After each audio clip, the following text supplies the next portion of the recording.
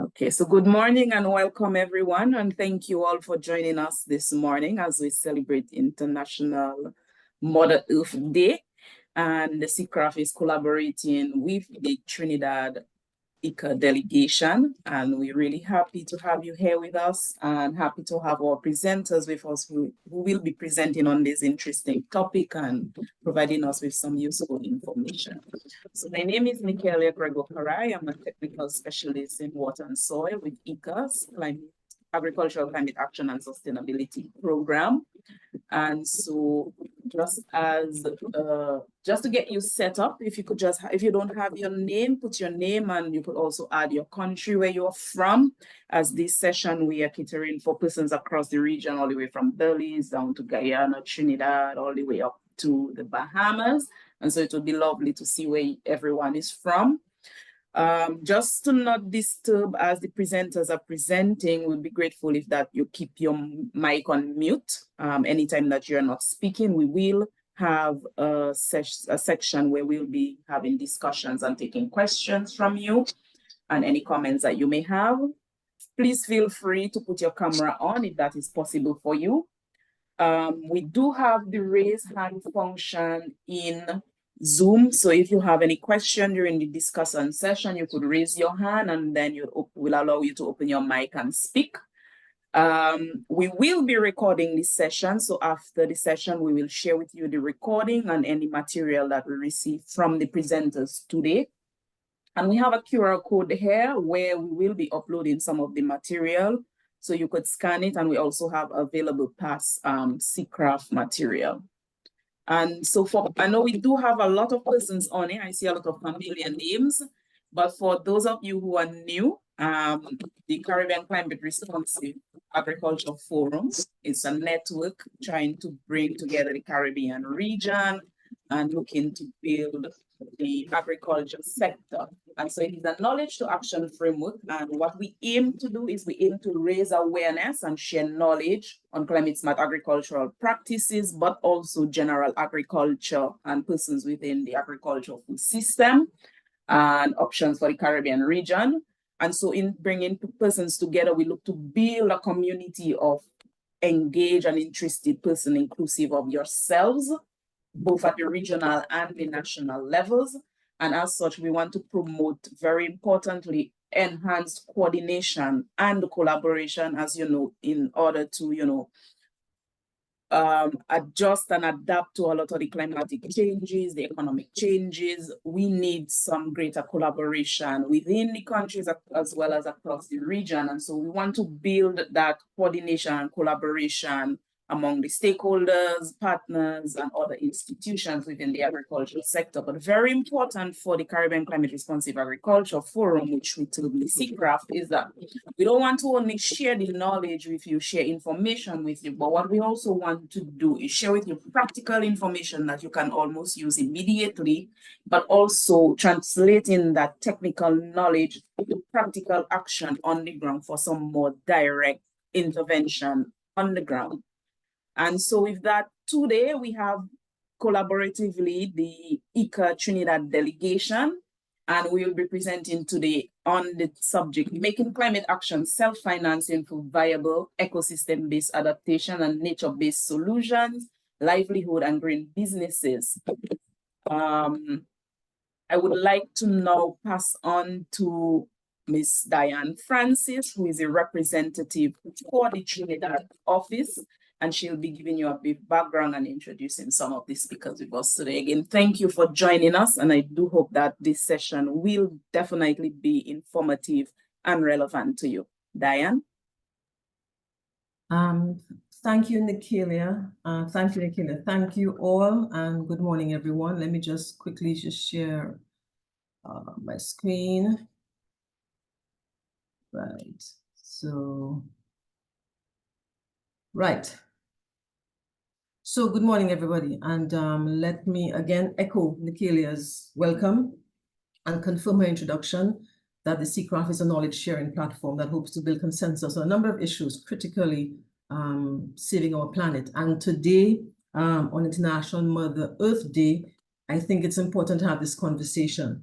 I'll be brief, really, because the objective for me being here this morning is to essentially gather information from the technical experts and the practitioners in this particular field on green engineering and green business, to allow us to determine what comes next after the project that we had and how we can mainstream ecosystem-based adaptation and nature-based solutions in public sector decision-making, private sector business offerings, and community self-reliance initiatives in the absence of having an externally funded project.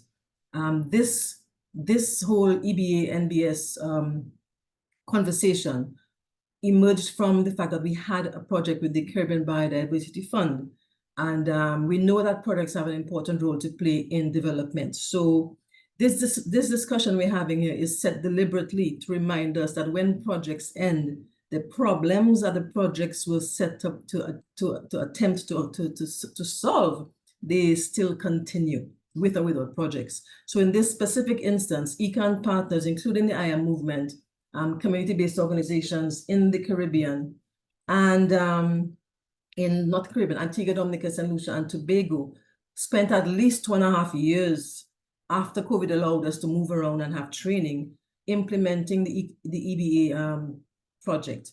The project ended in September 2023, and the question still remains, what next? Just to confirm that, according to the CBF program manager of the EbA facility, the EbA is built on 3 interdependent pillars, one being conservation of biodiversity and ecosystems, making use of the ecosystems of climate change adaptation, and also making use of those same ecosystems for socioeconomic benefits. Today is Earth Day. Nikelia, I think the poll is kind of interfering with. Let me stop it. Let me stop right and try to start again. I think the poll is interfering, but I don't know. Let's start again. Let's see. From beginning. Okay, so right.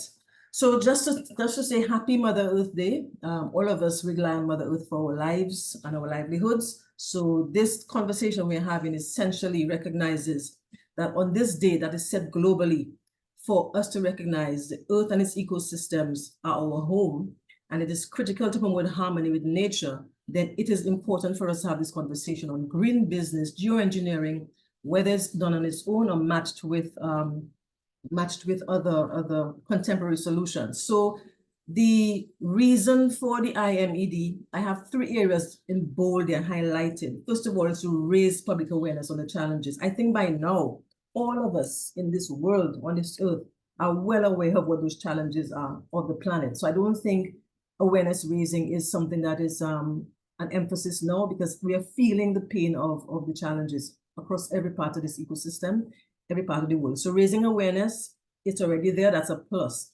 The second critical thing is that we have to recognize the collective responsibility. I think that part is not very, we haven't arrived at that global consensus yet, because we still have some deniers, we still have some persons being on the fence. But I think we need to actually have a collective responsibility. For CARICOM countries, it is more important because we are small island states and we have a collective responsibility towards protecting the Mother Earth. And the third one really that is highlighted is we have to achieve a just balance among the economic, social, environmental needs of the planet. Now, these 3 areas of the International Mother Earth Day observation of IMED, all of those essentially were part of the IICA CBF EbA project. And one of the things that the project manager of the EbA facility in the CBF always confirms or indicates is that you cannot have a true EbA project if those 3 components are not in balance. And therefore, it's important for us to have all the 3 together. So moving on, I'm showing these pictures essentially on Mother Earth Day to hammer out the message that while we need to have development, economic development cannot come at the expense of Mother Earth.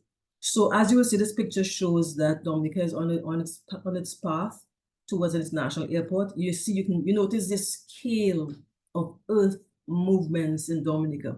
Anybody who knows Dominica knows that Dominica is a mountainous, rugged terrain. And our motto in our coat of arms says, "Après bord c'est la terre." That means after Earth, the earth. And essentially that is what Dominica, just one project in Dominica looks like, the scale of earth movements in one location in Dominica International Airport. This is a similar picture for the international airport, the new international airport in St. Vincent, where they built the airport, but you can see exposed land, barren, just above the airport. If you have some torrential rains and whatever, and you know what the impact is going to be. So again, you do have to have economic development. Airports are a critical aspect of those developments, but the question becomes, how do you achieve the balance between what is economically required and what is an environmental imperative? Another picture shows the Cook's landfill in Antigua. Again, as populations grow, as industries develop, as the residential areas get wider and wider and expand, you need to have some place where you dispose of our waste. And the Cook's landfill is an example of waste disposal sites across the Caribbean that are bursting their seams essentially. But the important thing about the Cook's landfill, including the one in Trinidad, is that they are bordering mangrove areas. Now, you know, mangroves are under threat globally, and mangroves are critical ecosystems. So pollution of mangrove areas creates problems for the planet, and therefore once it's the problems of the planet, it creates problems for humans on that planet. So that's another example of why Mother Earth Day is so important to be observed, not just observed, but action taken towards the earth. This again is in Dominica, a community where, again, landslides, and allegedly the landslide was triggered by, again, housing developments and poor infrastructure for water, and therefore too much water. Hence, you have undermining of the soils, and then if any rainfall, again, you have significant land slippage. So these are scenes that you can find across, I suppose, all the Caribbean islands, particularly those that are heavily mountainous.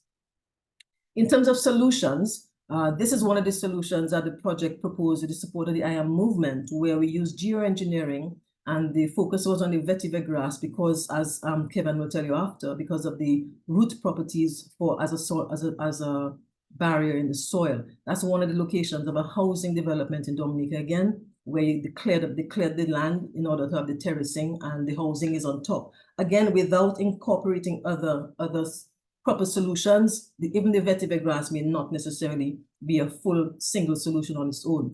This is a 20-plus-year-old vetiver integrated into a sewer system at a Rosalie Bay Resort, an eco resort. It has been there for over 20 years. So the message this is sending is that this is not a new practice. It is not a new technology. It is nothing new to us in the Caribbean. The question becomes, why have we left it aside?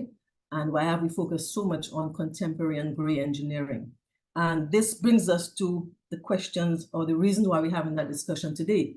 So we did have the ECA CBF project. And why did we have the project? Because we recognize that the islands in the Caribbean are extremely exposed to extreme weather. And I'm saying the islands and not necessarily mainland countries. The focus was really on promoting sustainable land management and mitigating soil erosion and slope failure. So this is the reason why we had the EbA project in the 4 countries, Antigua, Dominica, St. Lucia, and Tobago, island states in the Caribbean.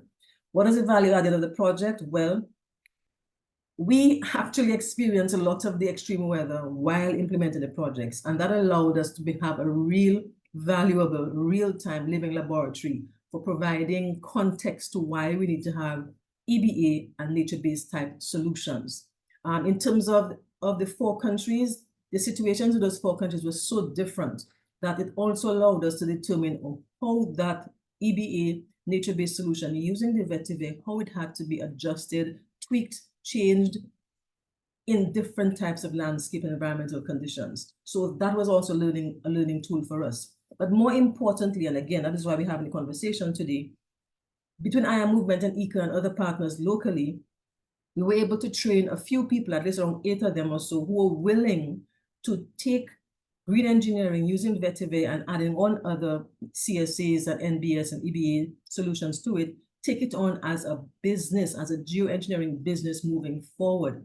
And therefore, the question is, was this project just a moment to actually show or promote awareness that EbA, NbS, and climate smart agriculture and any other sustainable land management practices feasible, or should the project really be a movement to ensure that what we know can be done can now be mainstream, actions can be taken to mainstream? And the question is, moving forward, there's always a what next after project. So the what next really for us would be for us to learn is what do we need to do and how can we do it in order to help grow this new geoengineering services beyond and without benefiting or depending on development project support. So that is why we want to have the conversation today, to really find out from everybody who's had experience in it, is this something that can be done feasibly as a viable business in the CARICOM countries?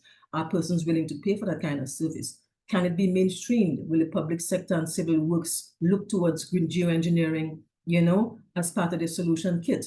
What do we need to do to just always stop depending on projects for development on earth matters? And what can we do to promote and to ensure that these things become viable businesses and can be sustained beyond just a project? So this conversation is built around persons who have been working in this area, who have experiences to share.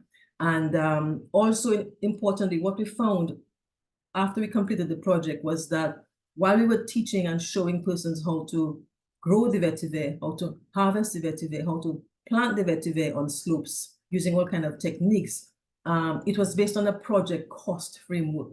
So importantly, we got these services of a financial person, Ataul, to try to develop a template, a cost production template, a costing template for just site installation using vetiver as a base for us to understand what are the cost and profit margins, or what are the cost and profit profile of using a vetiver site installation or a vetiver geoengineering compared to gray engineering, like a retaining wall or Gabion baskets. So that one for us is an important value added. And what we want to come out at the end of this conversation here today is to determine whether or not the assumptions made to that costing model are complete, whether there are other things we have to do to tweak it, and whether it forms a good base for us to start to build on so that we can support persons like Troy in Dominica and Elijah in St. Lucia and Vernon in Tobago, who have taken on the challenge to grow that geoengineering business into one that is not dependent on having a project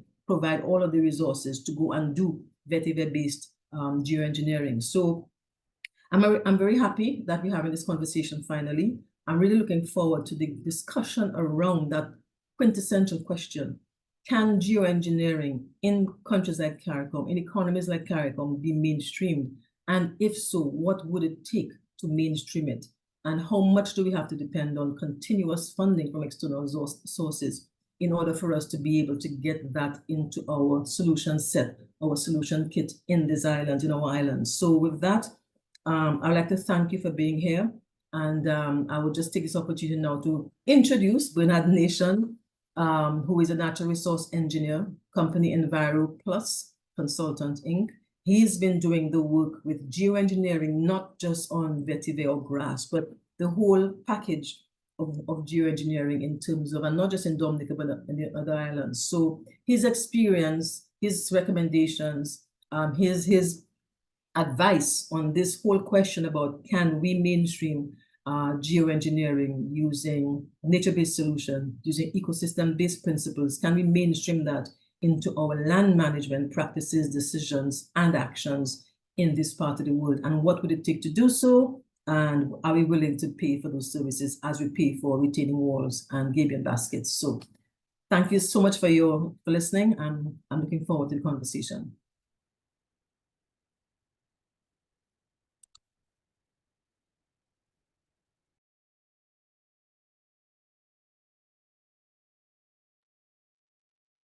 So Nikele, I don't know if you want to introduce Bernard or Bernard just take over the mic on his own. Bernard, go ahead, since you've introduced him and what he's going to talk about. So Bernard, you go ahead. I think you have just about 10 minutes to discuss what it is you would like to share. Go ahead, thank you. Morning all. Are you coming over loud and clear? You sounding a bit low, closer to your mic or something. A bit better. Okay. All right. So good morning, and let me take this opportunity to wish everyone happy Mother Earth Day, and again, hope that everyone takes that solemn what I call a solemn responsibility of being been good stewards of the earth and what we have been gifted with. You know, you go through all the islands, and everyone is quite unique characteristics, species, and so forth, that all contribute to our well-being and to our enjoyment as humans. And so we must do our part to keep it as pristine and natural as possible. This morning I've been asked to share my experience on green engineering and in relation to the topic that I've just brought forward. And before I get into that, I really wanted to just establish this starting point, this parallel with the agricultural sector. You know, in the 60s or 70s, don't hold me to that, but when the Green Revolution came around, what we had was individuals or companies taking what were integrated systems with different species crops grown at different times, and establishing, you know, monocultures and all of these things, taking crops that were not necessarily well suited to a particular environment, and then utilizing external inputs to ensure that these deliver certain quality and quantity consistently. And this in its this when you look at it in that way and you compare it to what exists before, is essentially what we see happening when we look at the conventional type of engineering as compared to geoengineering. Our current population has become quite used to being able to just go to the market and having their supplies of whatever foods they want in whatever quantities and so forth, and having it almost on demand and not wanting to wait for it.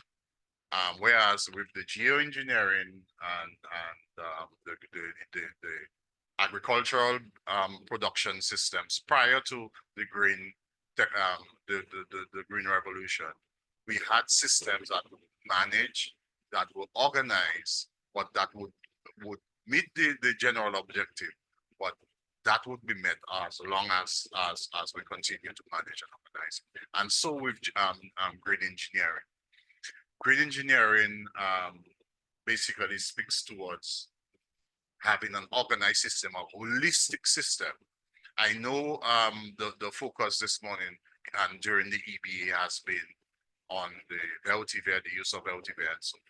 But I would like to encourage that we look at that a little bit on a wider scale as vetiver, just being one part of one part or one cog in an essential machine that we can utilize to address some of the issues that we are facing currently. And Diane made the point earlier that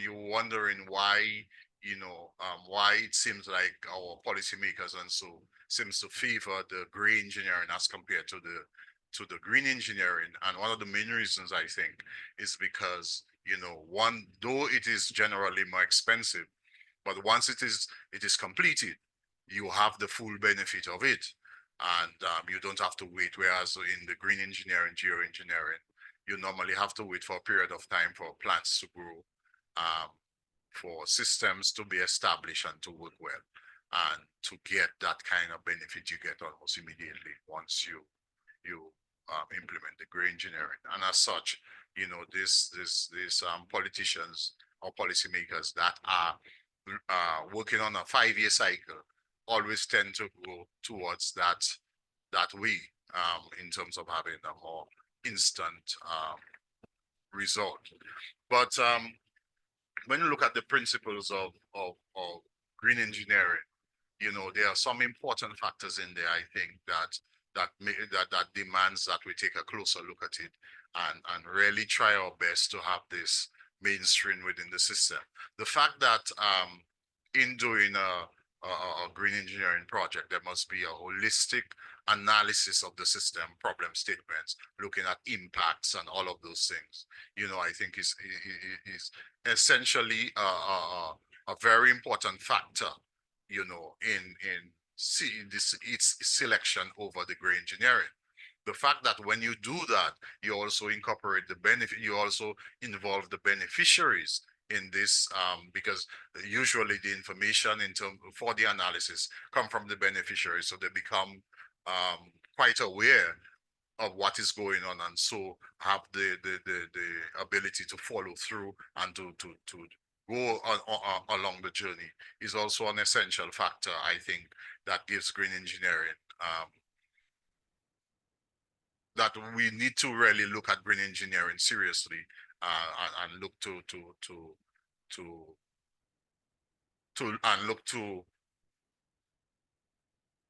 get it mainstream within our development, within our development.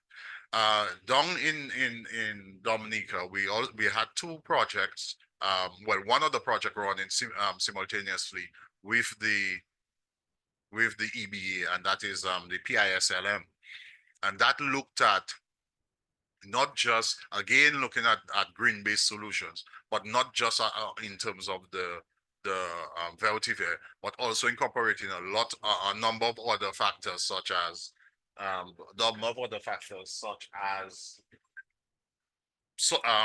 drainage, other forms of green barriers, dead barriers in terms of stones, terracing, etc. So all of these factors in doing an analysis of whatever we're looking to solve, whatever issues we're looking to solve, is critical in having a holistic problem-solving approach. And so in moving forward and trying to move the green the businesses that have been developed from the VetiverTT and so forth, I think it's important to consider also building capacity in these other areas, so that what is offered is not just, you know, an issue of, you know, here we have this thing of slope stability or soil stability, and we recommending as an alternative, but we have it a holistic view. We're recommending not just the VetiverTT, but also water control, also stabilization via maybe terracing and so forth. Also other agroforestry species, and also looking now at the end of it that in order for it to be sustainable, we putting in other plant species, etc., that will have some benefit and can be channeled into other enterprises. One of the projects that we're currently working on is the restoration of 7 acres of land on the west coast of Dominica, and utilizing the very techniques that I just mentioned in terms of contour drainage, stone barriers, and VetiverTT, on other green barriers. VetiverTT have been highlighted, but there's also been the use of elephant grass, bamboo, and these other things that also give similar results. So the ability to get an analysis done of the site and then design a complete solution, I think, is going to better enable us to come up with tangible solutions that policymakers cannot ignore. And also we also the public relations part of it in broadcasting and also making the general population aware of these interventions are also very critical in ensuring their sustainability.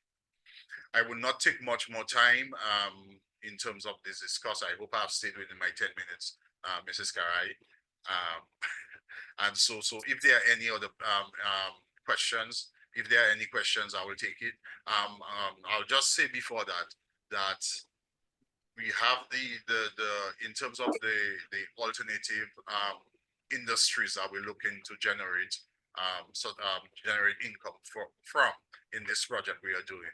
We have targeted the people that are into apiculture. So some of the green the species that we are putting in are things that the bee needs for food. Also, we are cooperating also with the craft people, and we're also putting in some plant species that will be used in craft work and so. But you will all appreciate that will take some time for those plants to mature and for you to get the benefit. And so that is why it is well understood now that to get this initial work done, and so that we have the product to advertise, you need the project funding is almost required at this point, so that once we can show success stories of those initiatives, then I believe down the line that we can move to the point where those can be self-sustaining and people will actually come, or various enterprises or wherever will actually come and pay for those services. Thanks, Mr. Nation. Thanks very much for that. So for the participants, Mr. Nation will not be able to stay with us till the end for the discussion part. So if anybody has any questions specific that they would like to ask him, we'll take the opportunity for some questions now, and then we will move into the other presenters of today. So if anybody have any question, you could either raise your hand or you could type your question in the chat for Mr. Nation before he leaves us.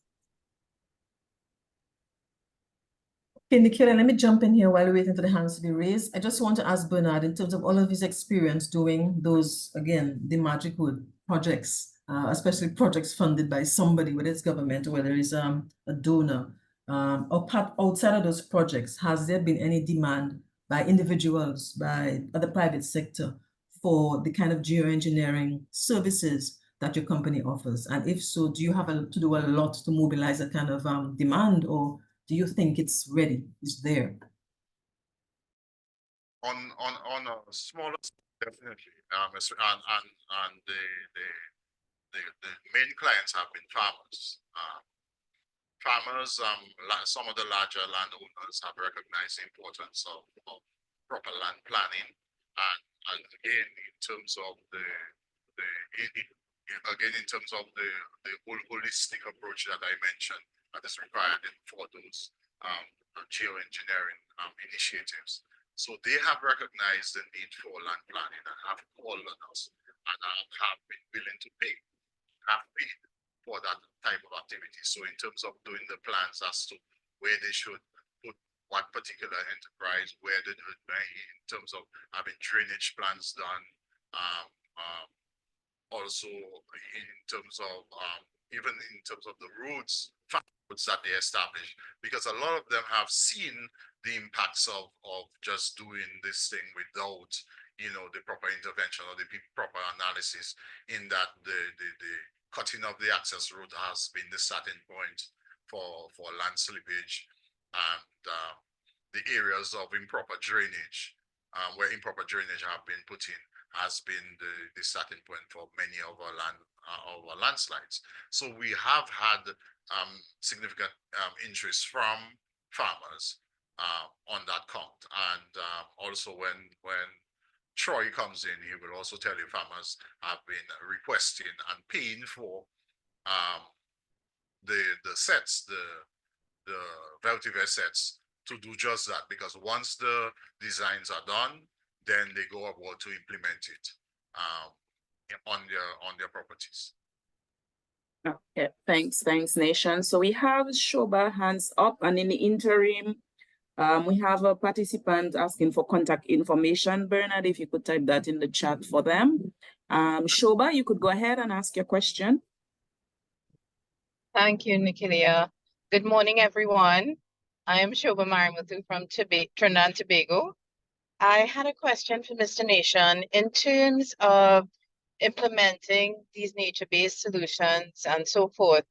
I know you're talking about the farmers, but what has been your experience when you have to implement and you have this holistic approach, I should say, to improving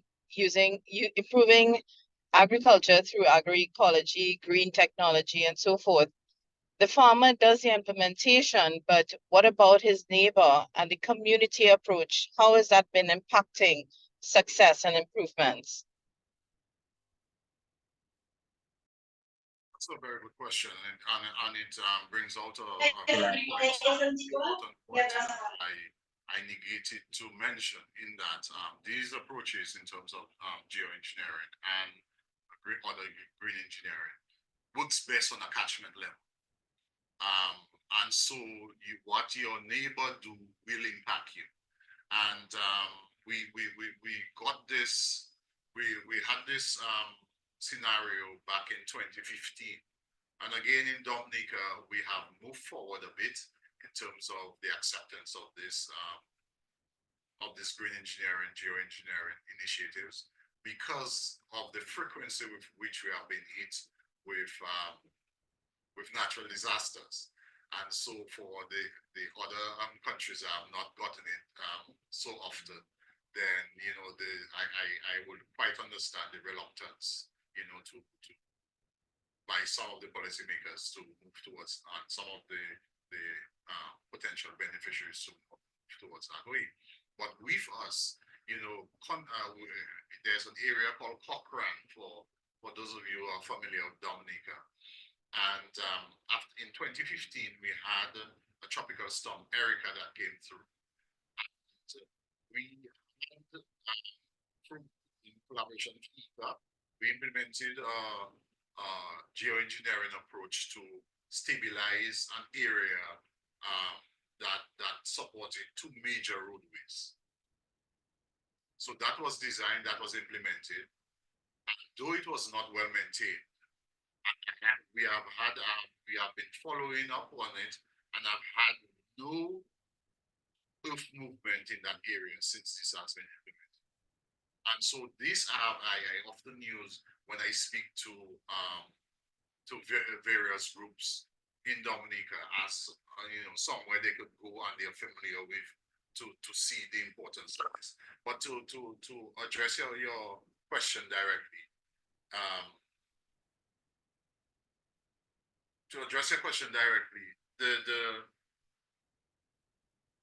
sorry, I lost my train of thought. Yeah, but you know, in terms, can you just Miss Shoba, can you just mention remind me the point, the exact point you wanted to respond on? Oh, sure. I just wanted you to speak to how impact and improvements have really progressed with challenges in implementing these technologies, where individuals or few farmers would implement them, but you don't have that community getting in to really give that true impact. But you know, these things are scalable. These initiatives are scalable, and what we have, you know, there are certain events that will be broader than others, depending also on the causative agent.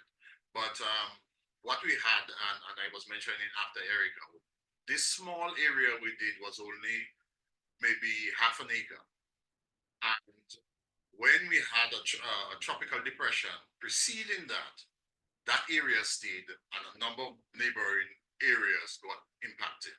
The same was true of an FAO-funded initiative in the Bellevue area.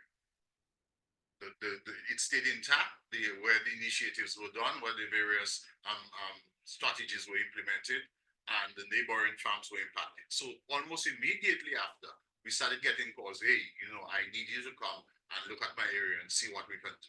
So yes, it is always better when it is done on a catchment area, especially when you're talking about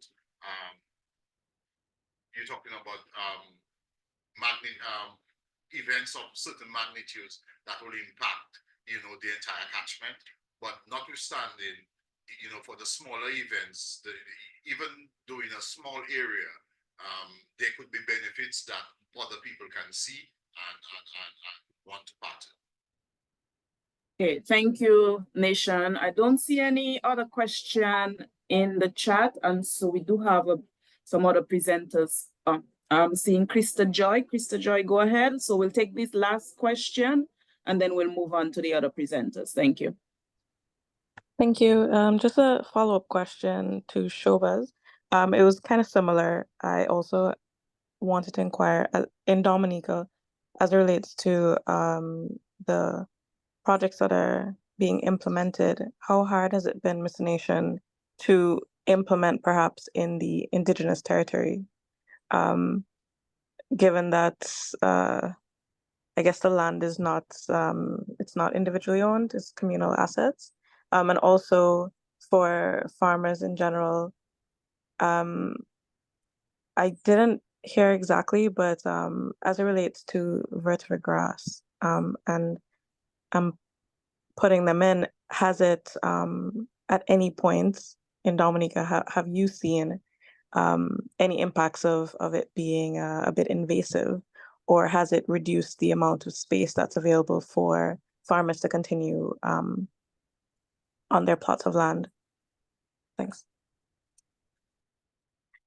First part of your question with regards to the implementation of these initiatives in the indigenous areas. Actually, the mindset of the people within the indigenous area is one of conservation.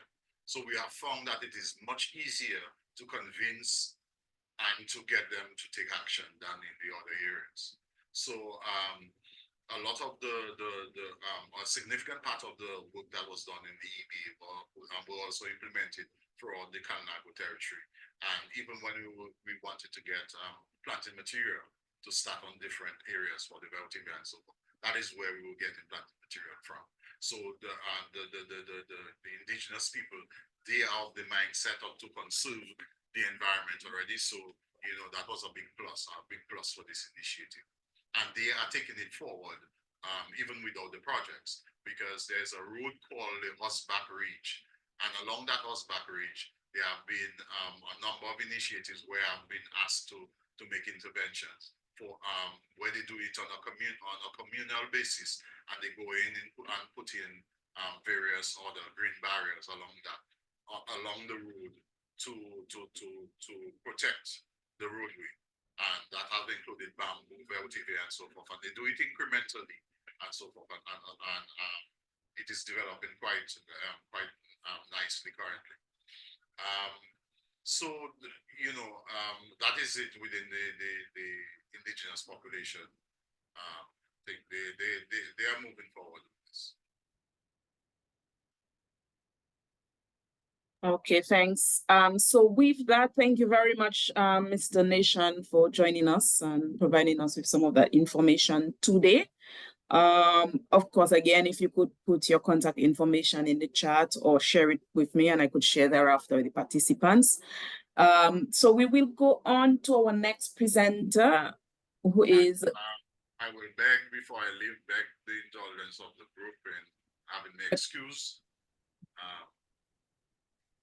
from the other thing. If there are any other question, please, once I share my contact information, feel free to reach out. You know, we're always happy to collaborate and speak about these things. Thank you very much. Okay, thanks, Nation. And so, Nikelia, before you move on to Kevan, I think there was the second part of the question to Bernard was about how the farmers take it. And just quickly, in terms of the experiences of the EbA project, where we wanted to get the vetiver on the farmers' lands, there was an initial hesitance because, as the young lady rightly said, farmers were concerned that the planting vetiver would take up space on their plot. But in areas like Dominica, where it's so steep, planting the vetiver single hedgerows allow the farmers to have much more control in terms of climbing up the hillside, pathways and water flow control and so forth. So I think it's all a matter of public awareness, education, and explain to them the benefits, and the farmers begin to see the benefits of it. I believe some farmers in Antigua who have much flatter land have taken the vetiver on to do for some specific purposes on their particular areas. So again, it's all a matter of reaching the persons and explain to them the benefits of the grass and how you can grow it on a particular situation, and then it may mainstream afterward. But there's normally some pushback in terms of using up their land to grow grass as opposed to using up the land to grow crops, food crops. Okay, great. Thanks, Diane. And so we'll go on to Kevan Maharaj. So you could go ahead and share your screen, Kevan, if you have a presentation, and he will be speaking on experiences in mainstreaming vetiver geoengineering in Trinidad and Tobago, and he is part of IAMovement in Trinidad. Kevan, it's yours. Yes. Thank you, Nikila. So good morning, everyone, and happy Mother Earth Day to everyone on the call. So similar to Mr. Nation, I was also asked to share some experiences on implementing vetiver grass as a mainstream nature-based solution within Trinidad and Tobago. So IAMovement is the non-profit sister organization to VetiverTT, which is a private engineering firm within Trinidad and Tobago that implements vetiver grass as a nature-based solution. So I just will be sharing a little bit on experiences from both entities this morning. And I did have a PowerPoint presentation, so let me just quickly share my screen. Right. All right, great. So vetiver is a green business. So for those who aren't aware of vetiver grass, just really quickly, the reason why we promote vetiver grass as a climate adaptation tool is because of its deep and fibrous root system. When planted according to the vetiver system, actually, if you could think about it, because of the root system interlocking with the plants underground, you could think of an underground retaining wall or a retaining wall made of roots, right? Which has been shown to be very successful in retaining land. And I know Mr. Nation would have mentioned his use of vetiver as well. And in Trinidad and Tobago, we have a large number of sites that have benefited from the use of vetiver grass. Now, vetiver grass does not only have a long or a great root system, which is used for land stabilization. The plant is a multifaceted plant, can be used for many different applications, and that is something that VetiverTT Engineering would have also recognized, and they would have brought the knowledge of that to the table and utilized vetiver grass in different settings. And that is something that is very important if you want to mainstream vetiver grass, because as Diane would have mentioned, it's lost knowledge, so it's not new, but many people are unaware of how vetiver can actually help stabilize their land or help their communities in many different ways. So it's really about reintroducing the grass and having people understand the power of the grass. So first point, like I said, with VetiverTT is just understanding the many different uses. So we talk about this all the time with any business. If you rely on one single product, your business may not be as successful as if you could capitalize on the different value-added products that you could make from your raw materials, in this case, vetiver grass. So the vetiver system could help in a wide range of applications, right? And you see them all here. So infrastructure protection, topsoil loss reduction for farmers, agricultural land regeneration for spent agricultural land, or land that would have faced slippage as well. So livelihood creation, groundwater recharge, leachate treatment, because vetiver grass is a very good phytoremediator. So it's just really about trying to apply vetiver grass to not just one area or one revenue stream, which most people might immediately try to use it as an infrastructure protection tool, which is fine. But then understanding that you could also incorporate leachate treatment or land regeneration, as we have done in quarries, and we now have a pilot project at the Forest Park landfill with Swimcall, looking at vetiver grass as a way to manage leachate ponds. So it's just really to understand that there are many uses, and don't just think about vetiver in one particular aspect, but look at a holistic approach when implementing the vetiver grass and the vetiver system. And something I didn't mention, but it came up as a question earlier, is vetiver grass is non-invasive. So, and as certified by the USDA. So wherever you plant vetiver grass, it's not going to spread. It's going to remain exactly where it is. And because it's sterile, it has to be hand propagated. And that's how communities are actually encouraged to take part in vetiver planting and propagation and learning about the grass, because IAMovement and VetiverTT has also come together to make this particular project model, which we call the Vetiver Education and Empowerment Project Model, which has been very successful starting in 2016, 2017 up in the Hillside community of Parliament, and has been expanding ever since. So these are just some pictures of some vetiver handicrafts produced within Trinidad and Tobago. So as you can see, there's another revenue stream if, a vetiver green business firm is looking at possible diversification of their revenue streams. I know Ataul will get into the exact numbers a bit later, so I know we would see that a bit later. Another thing that has always been a challenge to implementing the vetiver system is the question, why vetiver grass? So with that, it's really and truly all about having pilot projects that you could showcase, or case studies that you could showcase within your country or other countries as they may be, because all of these would be from Trinidad and Tobago.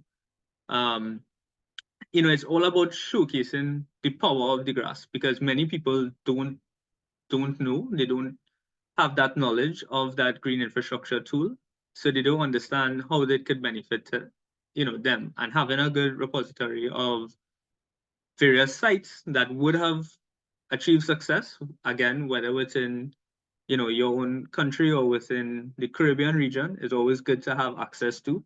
There are many different vetiver studies that have been done. Most would have been out of Thailand/India, but you can also access them on the Vetiver Network International, tvni.org. And we also have a TVNI for the West Indies. So it's TVNWI. So again, that would have a lot of information on vetiver grass, how it works, and various case studies which can be presented to persons who have any questions at all about vetiver grass. So I just have a few pictures of some of the work that would have been done in Trinidad and Tobago. So this is actually in Queenham.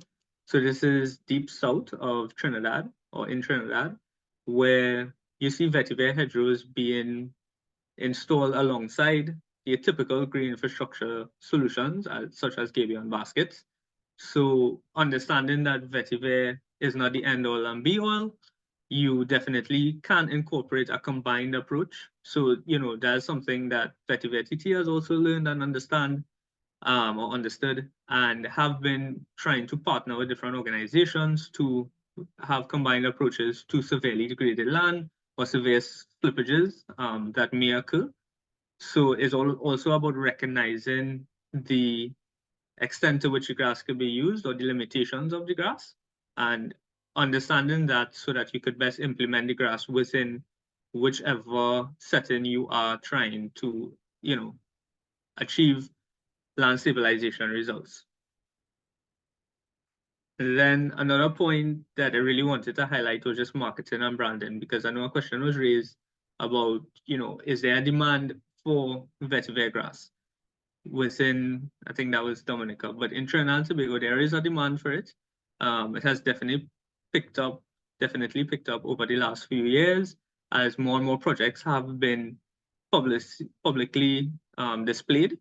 We do, so on the IAMovement side, we do a lot of education and communications around vetiver grass to just really enhance the awareness of the solution. So the picture on the right just really showcase VetiverTT's website, which they would have invested into to have just nice graphics, user friendly, of course. They could see all these services, and as I did mention, VetiverTT doesn't only focus on land stabilization or infrastructure protection. They look at all the different uses of vetiver and where it could be applied. thus giving them access to a greater size of market. And then they also have residential, well, they have pictures and examples of residential products. So a lot of people like to see before they buy with anything. And vetiver is no different, right? So having good marketing will definitely help you in being able to establish your brand better and as well mainstream the solution within your country. Yeah. So, and this was just an example. So you see how quickly I was able to just explain vetiver grass at the beginning of the presentation. We actually take laminates of this into the field to explain vetiver grass because, you know, a picture speaks 1,000 words. So having that picture on the left with the vetiver root system, and you're seeing how large that root system is compared to the man standing on the left, is, you know, just really, really powerful and impactful to those persons that we're trying to bring on board, that we're trying to get involved with utilizing vetiver grass as a stabilization tool or any of the other uses. So, you know, it's always good to have visuals that persons could relate to in order to get them on board to understand more about vetiver grass. And then to just have about 2 more points again, but another thing is strategic partnerships. So understanding that, you know, collaboration is always going to get you ahead of the game. Partnering with different organizations that, you know, there is a mutual benefit on both ends of, you know, implementing the vetiver system is always beneficial. So VetiverTT, you know, would work with Trinidad Tobago, for instance, on jobs for vetiver installation, whether that might be that he needs technical expertise or he just needs additional support in sourcing plans or costing jobs, etc. So, you know, it's always good to be partnering with like-minded organizations where you could continue to grow and even access or tackle rather bigger jobs that, you know, you may not be able to handle initially on your own for those smaller green engineering firms.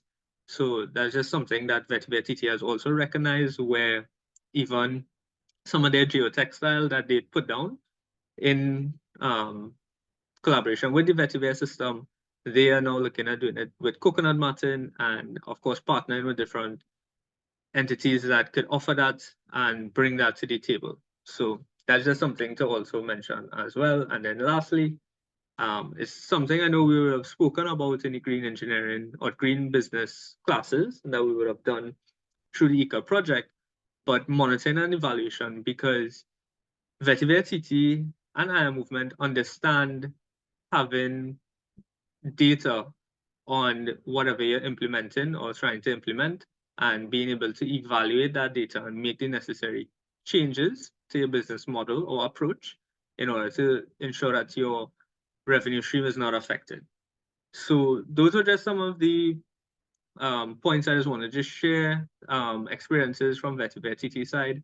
I know we may have a few questions, but I think we have a discussion segment later on. So happy to answer any of those at the end. So thank you, everyone. Enjoy the rest of the day.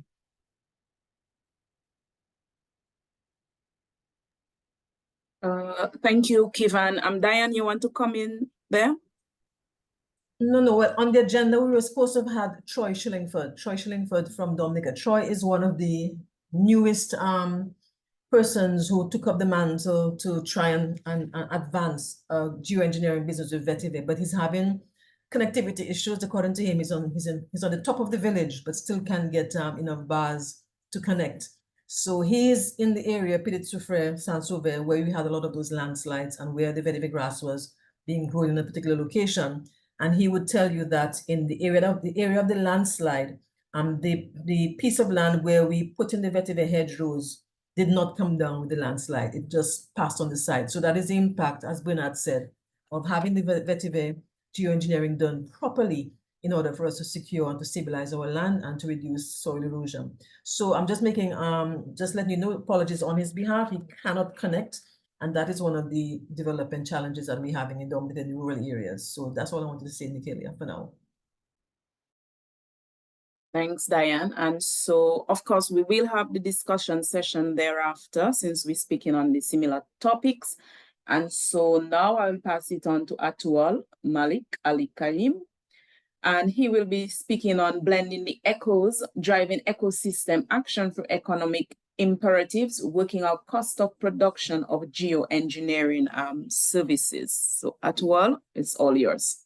Thank you so much. I always had a fun time in school with pronouncing my name. So let me get straight into the presentation because I believe this is the part that interests a lot of people, the money part. So agenda, I want to tell you a little bit about the definitions of the cost of production. I want to tell you a little bit about how the structure of the cost of production is, the development process in terms of how we develop the cost of production, and of course the costing of the vetiver installation. So cost of production is a tool that we use for planning, is a guide to ascertain what the estimated cost will be for particular commodity, particular activity over production cycle. So in this instance, for vetiver installation, we looked at from beginning to installation of the vetiver and maintenance in terms of the time for the vetiver to establish itself. Now, with any model, the cost and price information is static because we taken that information at a particular point in time.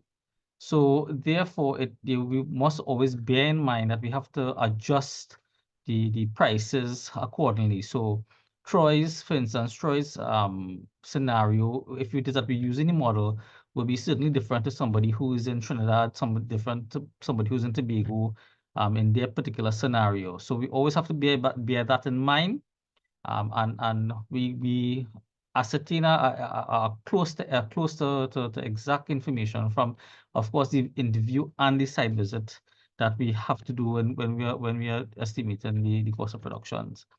Now, again, because is a model, the tool is to build awareness as well, because sometimes things that we may not consider when we are estimating our cost for a particular activity, we have it documented. So that's what we did when we looked at the cost of production model. And again, the cost of production is a planning tool, a budgeting tool for persons who want to do projects.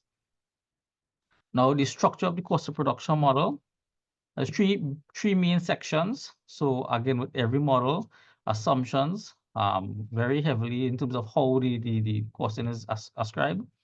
The cash flow or the costing itself, which is the cost of production and the returns section. And of course, the notes, which will supplement information that is gathered when we are doing the cost of production model itself. Now, in the structure itself is section 1, the assumptions. We look at the production coefficients for the particular activity.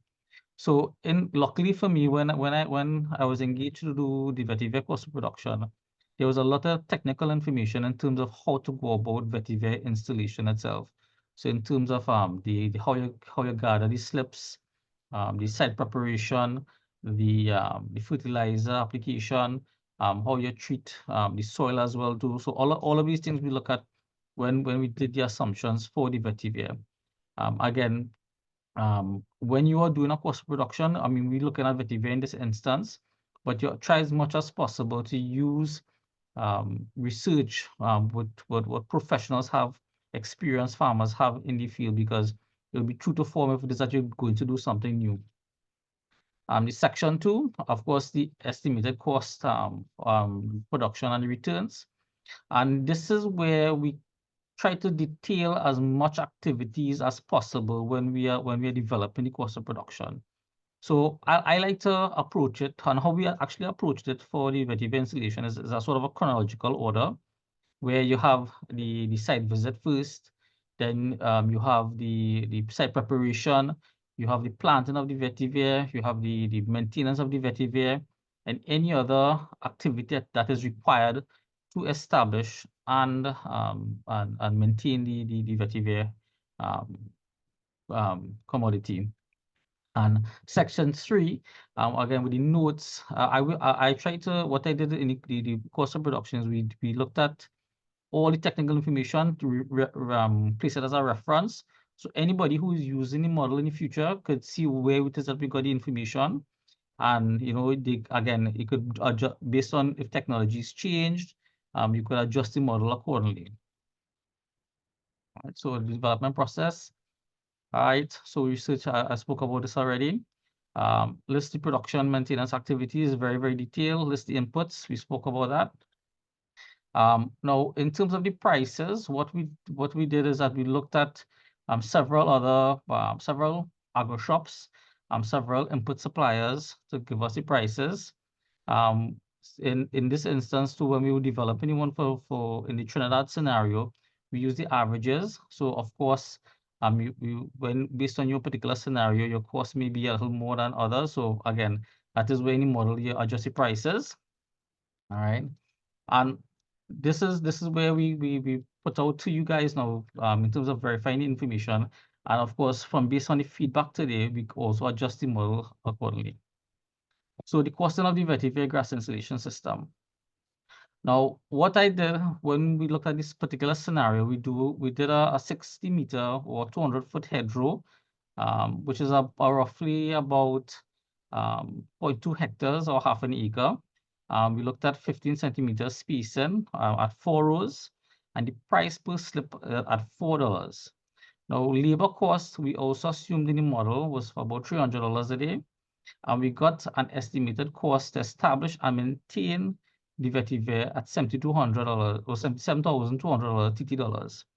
Now, what was not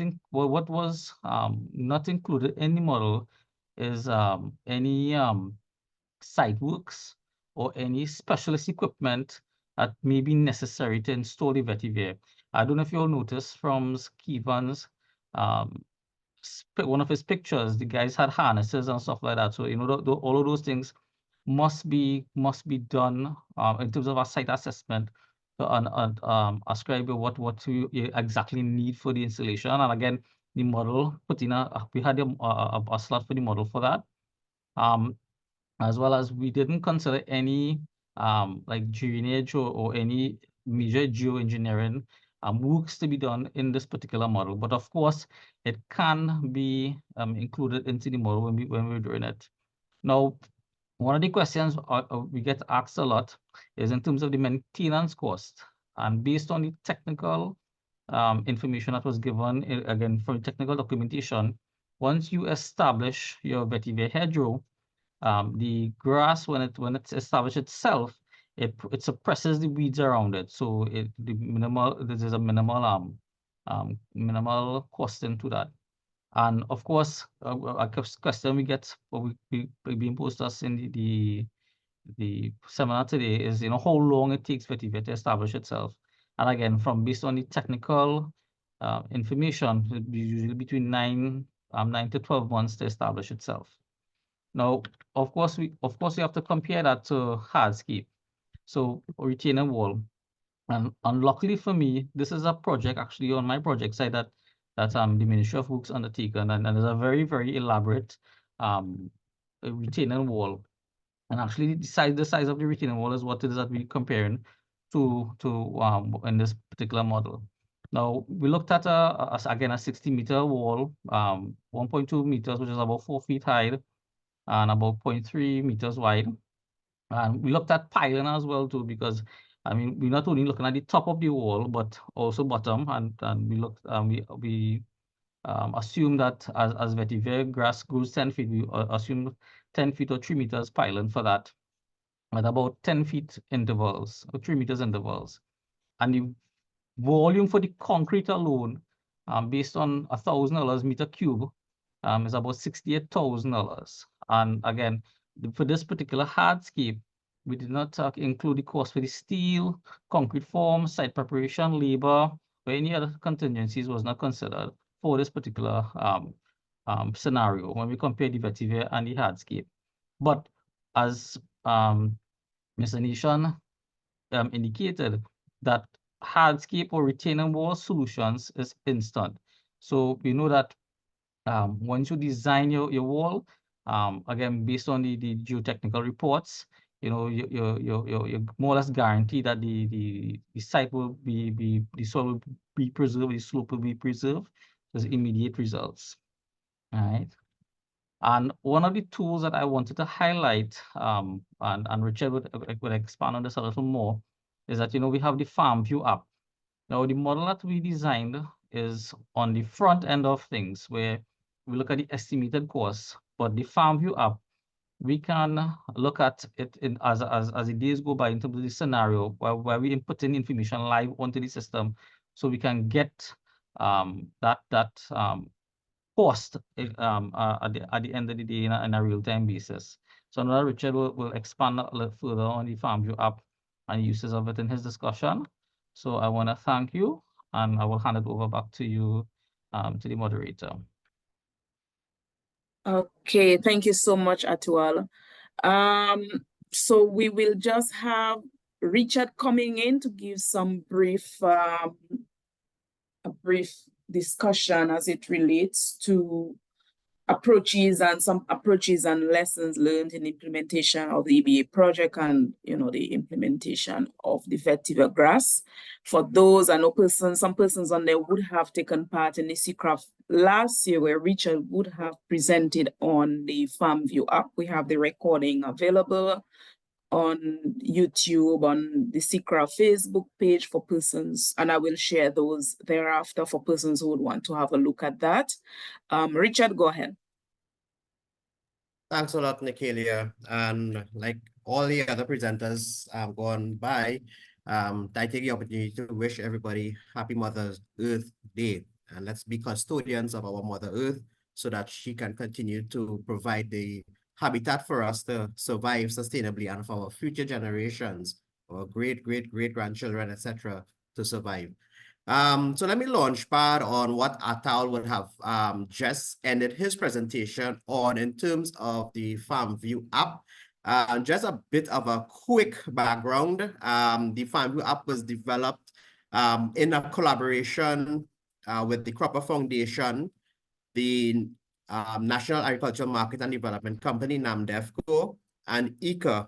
And it was a collaboration where there's a project that was executed and funded by the IDB lab, executed by the Cropper Foundation, called Making Agriculture Profitable and Sustainable. And through that project, the idea spawned where they were looking for a traceability system and a cost of production system. And because of digitalization being so important right now for any business and agribusiness venture, farming and value-add processing, the app came as a solution where you can provide a record keeping, traceability aspect where you can record your cost, your actual production practices, and you will be able to capture your cost of production based on the input that you put in terms of your labor, your inputs and other inputs, your machinery cost, fuel, etc. And it will be able to generate a real cost of production for any crop that you have. So the idea was, in terms of this green engineering solution as a business, the app has a lot of potential and capability to capture the information of costs for managing your costs and for inputting your costs based on what Ataul would have presented as his model for cost of production.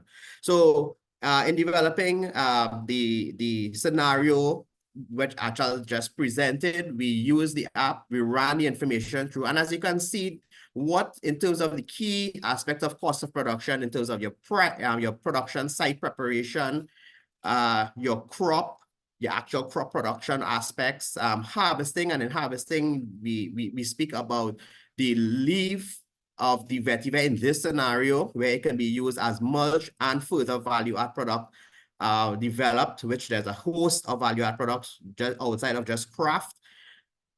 In terms of buyer and a sales solution, in terms of a facility where you actually doing the handicraft. So at each step of the costing model, there is potential to have a realistic cost for your vetiver service. And I know Mr. Nation, if he's here, there's Kevan here, who when they are doing tenders for jobs and they are costing jobs, for instance, these are the things that they will want to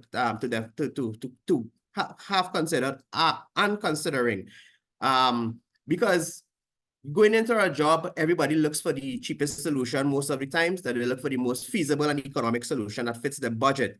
And if it is that you are providing a solution going into the geoengineering solution way versus a hard engineering or gray engineering solution, a traditional conventional engineering solution, what you'll want to do is to actually know that what you are going to implement is not going to break your business, first of all, and it's going to be competitive enough as a solution that you could get the job to implement once people see the benefit, not only in terms of the numbers and figures, which mostly they look at, but most from the outside picture of the wider sustainability aspect of the solution. Now, just quickly, the FarmView app for the colleagues outside of Trinidad and Tobago on this webinar right now, it is geofenced to Trinidad and Tobago, and for a specific reason, because the app was really developed for a traceability system for Trinidad and Tobago. So don't be afraid. We are working on a solution to see how we can have it to the wider Caribbean. Everybody has a unique take in terms of what they want the app to do for them, and it is a bit of a challenge how we marry the expectations and the delivery of what everybody wants. But we're working on solutions for it. But just to state in terms of this discussion that the FarmView app has the potential to input information to a green engineering business in terms of tracking its cost. And it has a wide window of opportunity outside of just, for instance, the vetiver grass. For instance, how we can there's a window of opportunity where we can modify the app or adapt the app to other solutions. For instance, mangrove restoration or coral reef restoration as an example of a nature-based solution where we can actually track those costs and have it real time. So persons implementing projects, programs, doing land management issues, water management planning, and sustainable development plans. These are things as a window of opportunity I definitely see that we can get kick-started. So outside of the FarmView app, I just wanted to preempt and just get a discussion, ask just prompting questions to some of the presenters in terms of how the green business model could be used and adapted, and the simplicity of using a model such as what Ataul would have presented as a cost of production. So outside of the technical jargon, you know, Ataul used production coefficients and stuff like that. But the main question, Ataul has developed a model. The model is basically a spreadsheet where you, at any point in time, you can change the figures, configure the figures to suit based on the items of land preparation, fertilizer application, water, labor, etc. And at any point in time that you're going into a site, based on the characteristics of the site, the size of the acreage, the number of steps required, the fertilizer requirements, and so on, you'll be able to generate at least a fairly good estimate, right? But Ataul, in terms of anybody who wants to start a green business, let's for instance, a green business in vetiver, right, in Jamaica, how easy is it to use that model and adapt that model in any of the circumstances, any of the territories in the islands? In your opinion, how easy is it? Well, it is very easy because that was one of the requirements of me developing the cost of production. And again, anybody who's familiar with Excel, again, based on the particular scenario, could always just insert a line and plug in the values and get the cost of production for that particular commodity. So we actually in developing this cost of production, we looked at scenarios in Antigua, in St. Lucia, Troy as well too, in Dominica. So you know, there's a very, very flexible model. And again, even the currency as well too could be changed as well based on their particular scenario, because we looked at Trinidad scenario in the first instance. So it's very, very easy to change it out, Amachan. Okay. And let me probably bring Kevan into the conversation here. If he is still on the call. Yes, I see Kevan is still on the call. So Kevan, in terms of the VetiverTT services for the engineering, green engineering, and geoengineering part of it.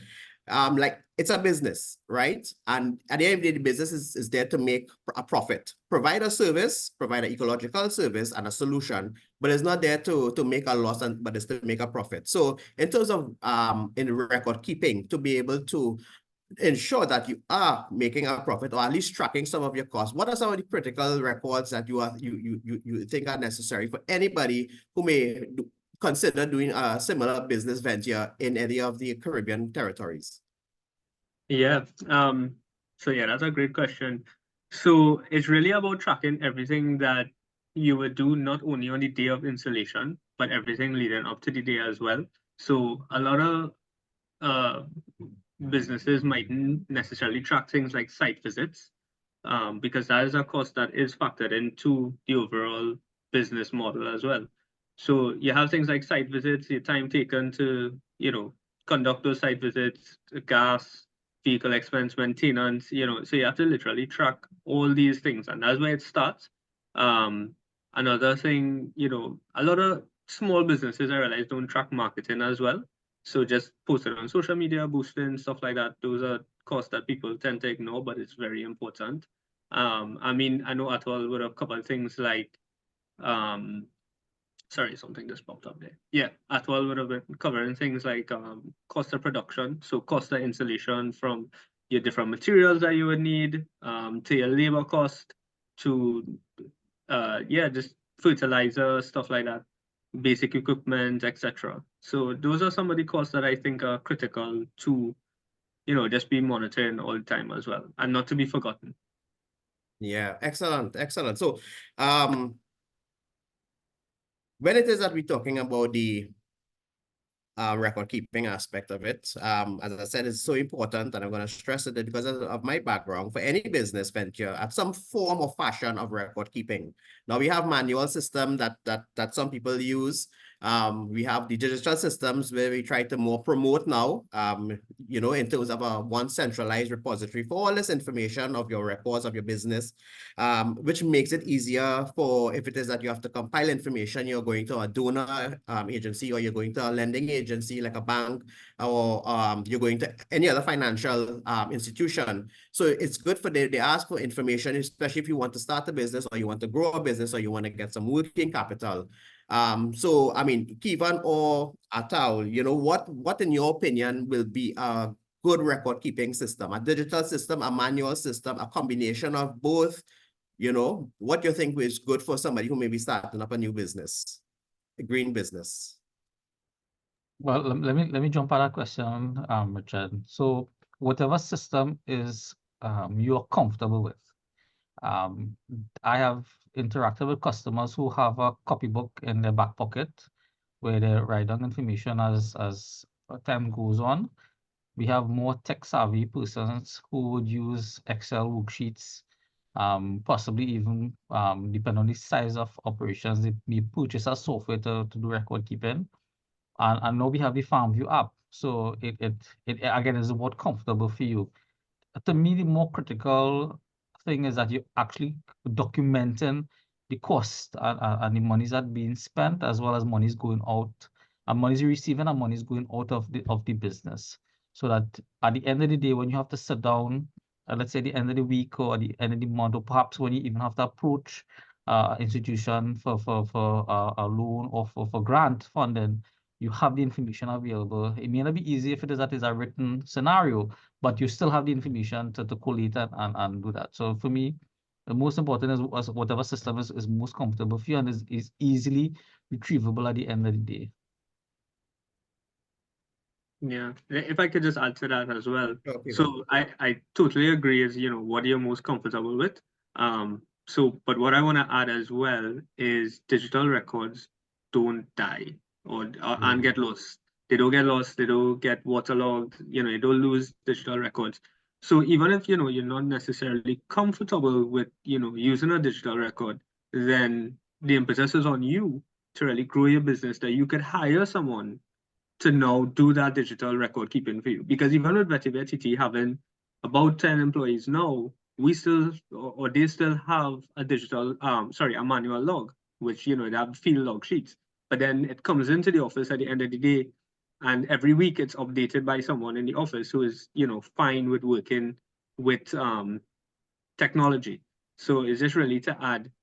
It's great to do it, you know, what you're comfortable with, but then also recognize that you also need to have a digital record somewhere, and you could always scale your business to hire someone, and that's just going to keep growing from there, you know?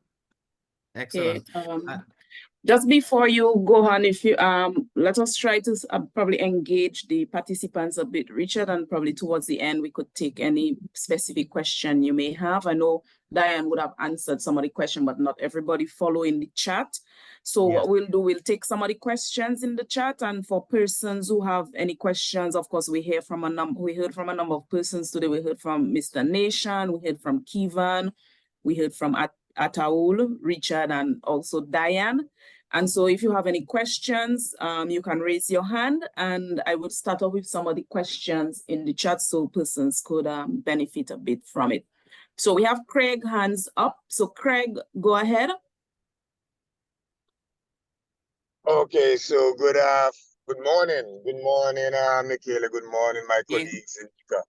I just wanted to comment on the cost of production.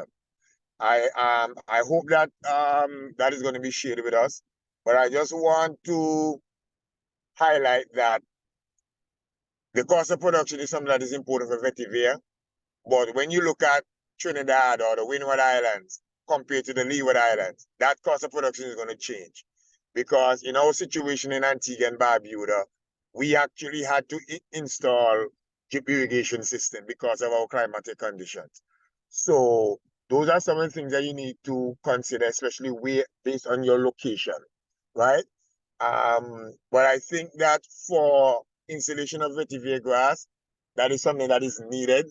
We didn't really have something like that in the project originally, and eventually it basically showed us that we need to have something like that going forward. So person will have an idea of what their cost is going to look like, and especially where they're located.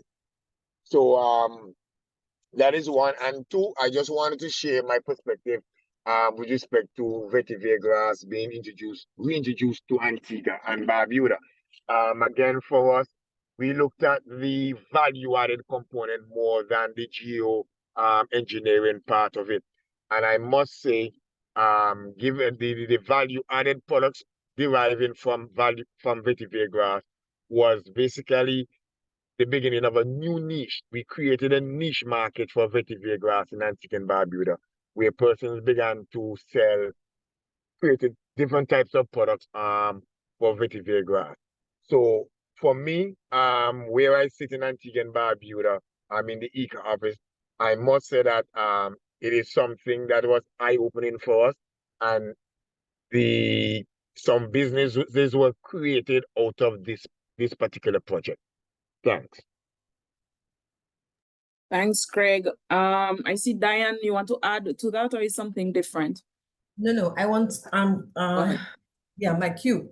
What I think we're getting out of this is that what Craig just said is that the assumptions that the costing model is based on really have to match the context of the country, the community, and the landscape that you want to do this geoengineering intervention. So while the cost of production template that Ataul would have done in terms of the basic, you have to now take that basic and apply it to the situation, the context, the circumstance, the landscape, the entire environment of where it is you want to have that intervention. And as Bernard would have said, sometimes it may not be heavily vetiver grass driven. It could be vetiver grass, gabion baskets, something else, some tree crops. So I think you really have to understand your context. So the issue about assessing the place or assessing the job is critical before you go and spend any money to do an intervention. So all of the experiences show that in Antigua, totally different. You must put in water in your cost reduction model. For Dominica, you must put in something like the geocloth in terms of the slopes that we have in Dominica. In Tobago is a different story. In St. Lucia is a different story. So you really have to understand the environmental context and what is the purpose of that intervention of geoengineering and how you can blend geo and gray engineering to achieve what you want to achieve. That's the first one. Craig didn't mention, but there was a question in the chat about whether you can use vetiver in coastal areas. In Barbuda, there's a sandbar that is eroding seriously from sea level rising. And there was a test plot, a little test pilot to put in the vetiver in the sandbar. We're going to follow up to see how it has fared 1 year later, but we're hoping that all of those experiences will give us information to make this model that IAMovement that I've been promoting the last how many years more viable, not just as an ecosystem adaptation-based solution, but as a green business in the countries where we train persons to actually plant vetiver, whether it's on slopes, whether it's on flat, whether it's on riverbanks, whether it's in quarries, whether it's in landfills and so forth. Okay, thanks, Diane, for adding to that. I believe this question would be for you, Kevan. You would have shown the picture with the long roots of the vetiver, and I know Ataul would have mentioned 6 to 9 months for establishment, but based on the image with that depth of root, the question was, how long does it take to get to that size? Do you have an idea how long it would take? Yeah, so it could be anywhere between a year to 15 months to get that full root system. But what we've also noticed is that within 3 months, you can start seeing positive results of the intervention.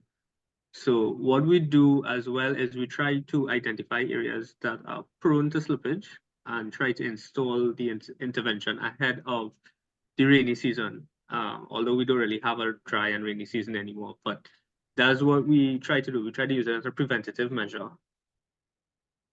Because I know that might be a concern for some persons in terms of if the rains are falling now and I plant it today, if it's going to hold up immediately. So yeah. Just to jump on what Kevan said, what he said is that if you want success, then you plant it before the rainy season, especially if it's in a vulnerable area, and that has implications for your costing. It means no, if you're not in an area where you can water your plants properly and maintain them, you have to put in your cost of production model at least a couple of weeks or months provision of irrigation or, you know, soil amelioration or whatever, just to ensure that the plant it takes root and it can grow up to a certain 3-month level where it can stand on its own. So when the rainy season comes, it doesn't erode. So that's an important factor for how you build a cost production model as well. Great. I see that Alvin has his hands up. You could go ahead, Alvin. Yes. How often after full establishment can you reap the vetiver, and what is the estimated tonnage per, let us say, 100-meter row?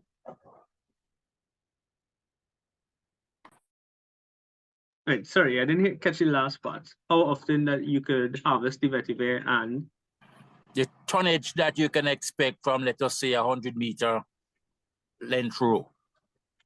So I don't know what the weight would be for a 100-meter length row. But if you install vetiver as a intervention, I wouldn't recommend trying to harvest it at all. Now, if you have a nursery setup, that's something different. So a nursery setup, you could have harvesting anywhere for a mature clump between, again, one year to 15 months, so 12 to 15 months. We don't recommend going past 15 months because then the number of plants produced per clump decreases. Not dramatically, but it does decrease. So it does reduce the number of plants that you can get from each clump. And then, yeah, so I don't want to go into too much technical details.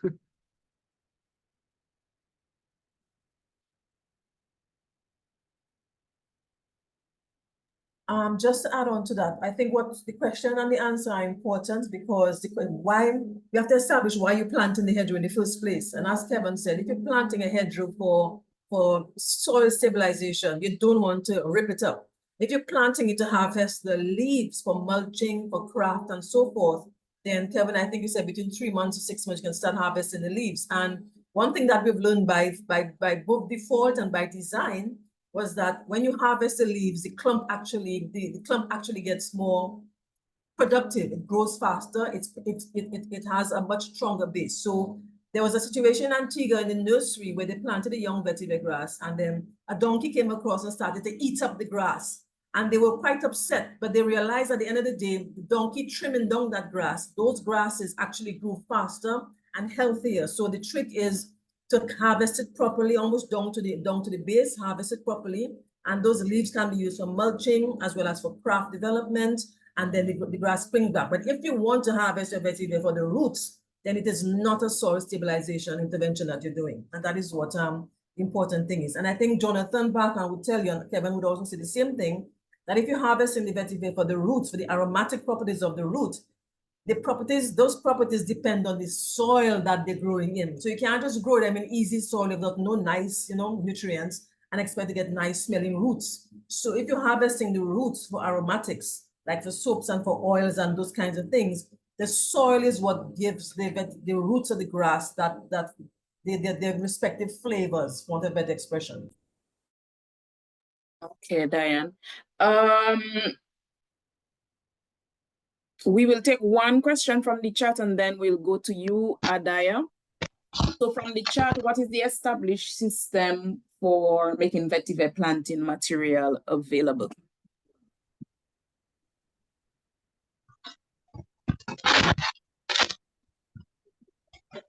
You want to take that, Kevan?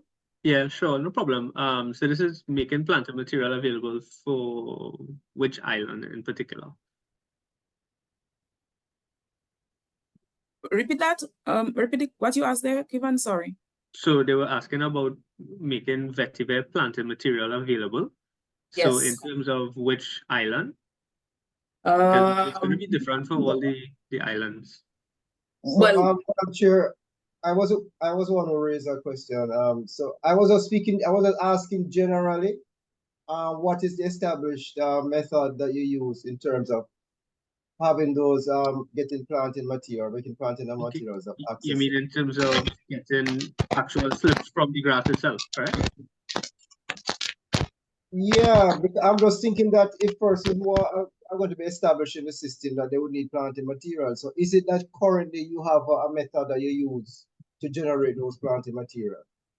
Yeah, so we do is actually there's a nice short video on YouTube on the IAMovement's page, which takes you all the way from extracting the plant to vetiver slip propagation, which has to be done by hand because the vetiver grass is non-invasive, it's sterile, so it has to be hand propagated. So yeah, in Trinidad and Tobago, VetiverTT also supplies plants. We do have a number of community nurseries that persons from within each community could access plants under the Miri Green program, which is a national level vetiver education and empowerment project model program. I know that there are some community nurseries. So there's one in Tobago, there's Antigua, St. Lucia, Dominica as well. So it's really about just connecting with the persons that have access to those nurseries to get plants. But if you were talking about actually harvesting the plant, there's a nice video showing how all the steps required.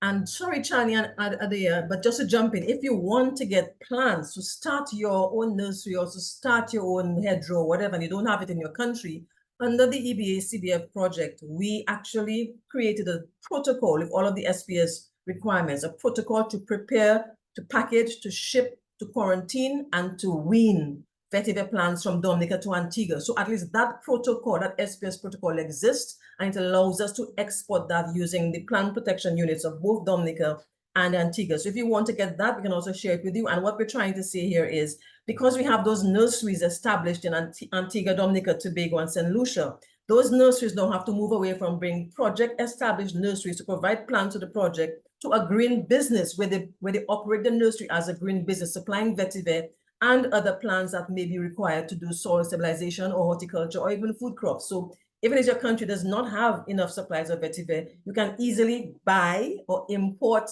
those slips from Dominica and even Antigua. They have been trained, and Trinidad, they have been trained in how to prepare them, how to ship them, and we have the protocol from the plant quarantine units in how to ship them. So that is also done, is available. we will take Adaya now. Hi, good day.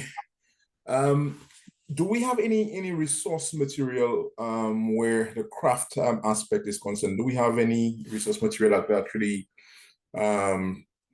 show what how to prepare for craft making with the vetiver?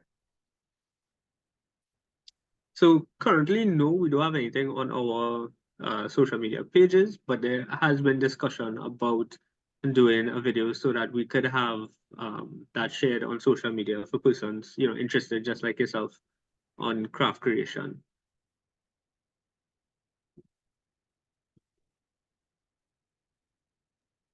And again, Nikhil, sorry to jump in, but again, IAMovement spent almost a whole year and a half training persons in the islands, Antigua, Dominica, St. Lucia, and Tobago, on how to do craft in vetiver. There are persons in the island who know how to weave the baskets, how to do the plaiting, and even in Antigua, they're doing other products. I am, with Nikhila's permission, I want to just share my screen to show. I'm sorry, Chani, but I'll just share my screen to show a little poster now of what we'll have done. So if you can see, this is an advertisement for the value-added products. This one is in St. Lucia, Puerto Rican. That is products from Canaries, where they're making these value-added products with vetiver oils and vetiver grass products. So this is from St. Lucia, and that is one of the Canaries Foundation that was part of the project in St. Lucia. This is from Antigua. She's making lip balms, toner sprays, soaps and stuff from the vetiver oils, incorporating leaf powder as well. And this is also from Antigua. That is the Gilbert Agricultural Development Center that are making incense pouches, pillow mist. Pillow mist is a very, very big seller. The CBF people love it. Usual soaps, usual roll-on itch balm. So these are the kinds of value-added products that those 4 entities in Antigua, St. Lucia, Dominica, and Tobago would have been trained to produce. They are innovating on their own. And therefore, what we're saying is that if those businesses survive, it means that they will be demanding raw material from those persons who are growing the vetiver as hedgerows, and they can provide maintenance service, because when you harvest the leaves, you can just supply it to those crafters and they will do their craft. So this is the kinds of value-added products that the islands and the countries have been making out of the vetiver through this project that introduced them, and IAMovement trained them to make various value-added products from vetiver grass. So I'm going to stop interjecting. Thank you. Okay, thanks, Diane. If you could share this with me so I could send out, when I send out the recording and the other material. Adea, you had something else to add, or we could go ahead with Chani?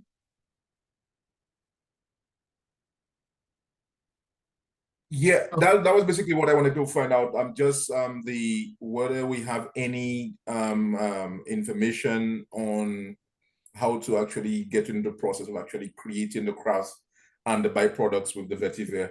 I mean, I have some local access to vetiver, and I was, especially for the tourism sector, looking at the prospect of actually getting into the byproducts and producing some stuff for the tourism sector. So I'm looking for instructional manual, instructional videos, any research that that has been done in the past to actually get into that part. Last jump in, sorry, but Ataul also did a template for the cost of production of doing handicraft. So that template is also there to try to see what it costs versus how you can price it and so forth. So thanks, Diane. And any material Diane will share with me and I will share with everyone. Chani, go ahead. Yeah, hi colleagues. Very, very interesting discussion. I just wanted to perhaps, for those that want a greater understanding of not just the vetiver and how these things work, but also as a geoengineering solution.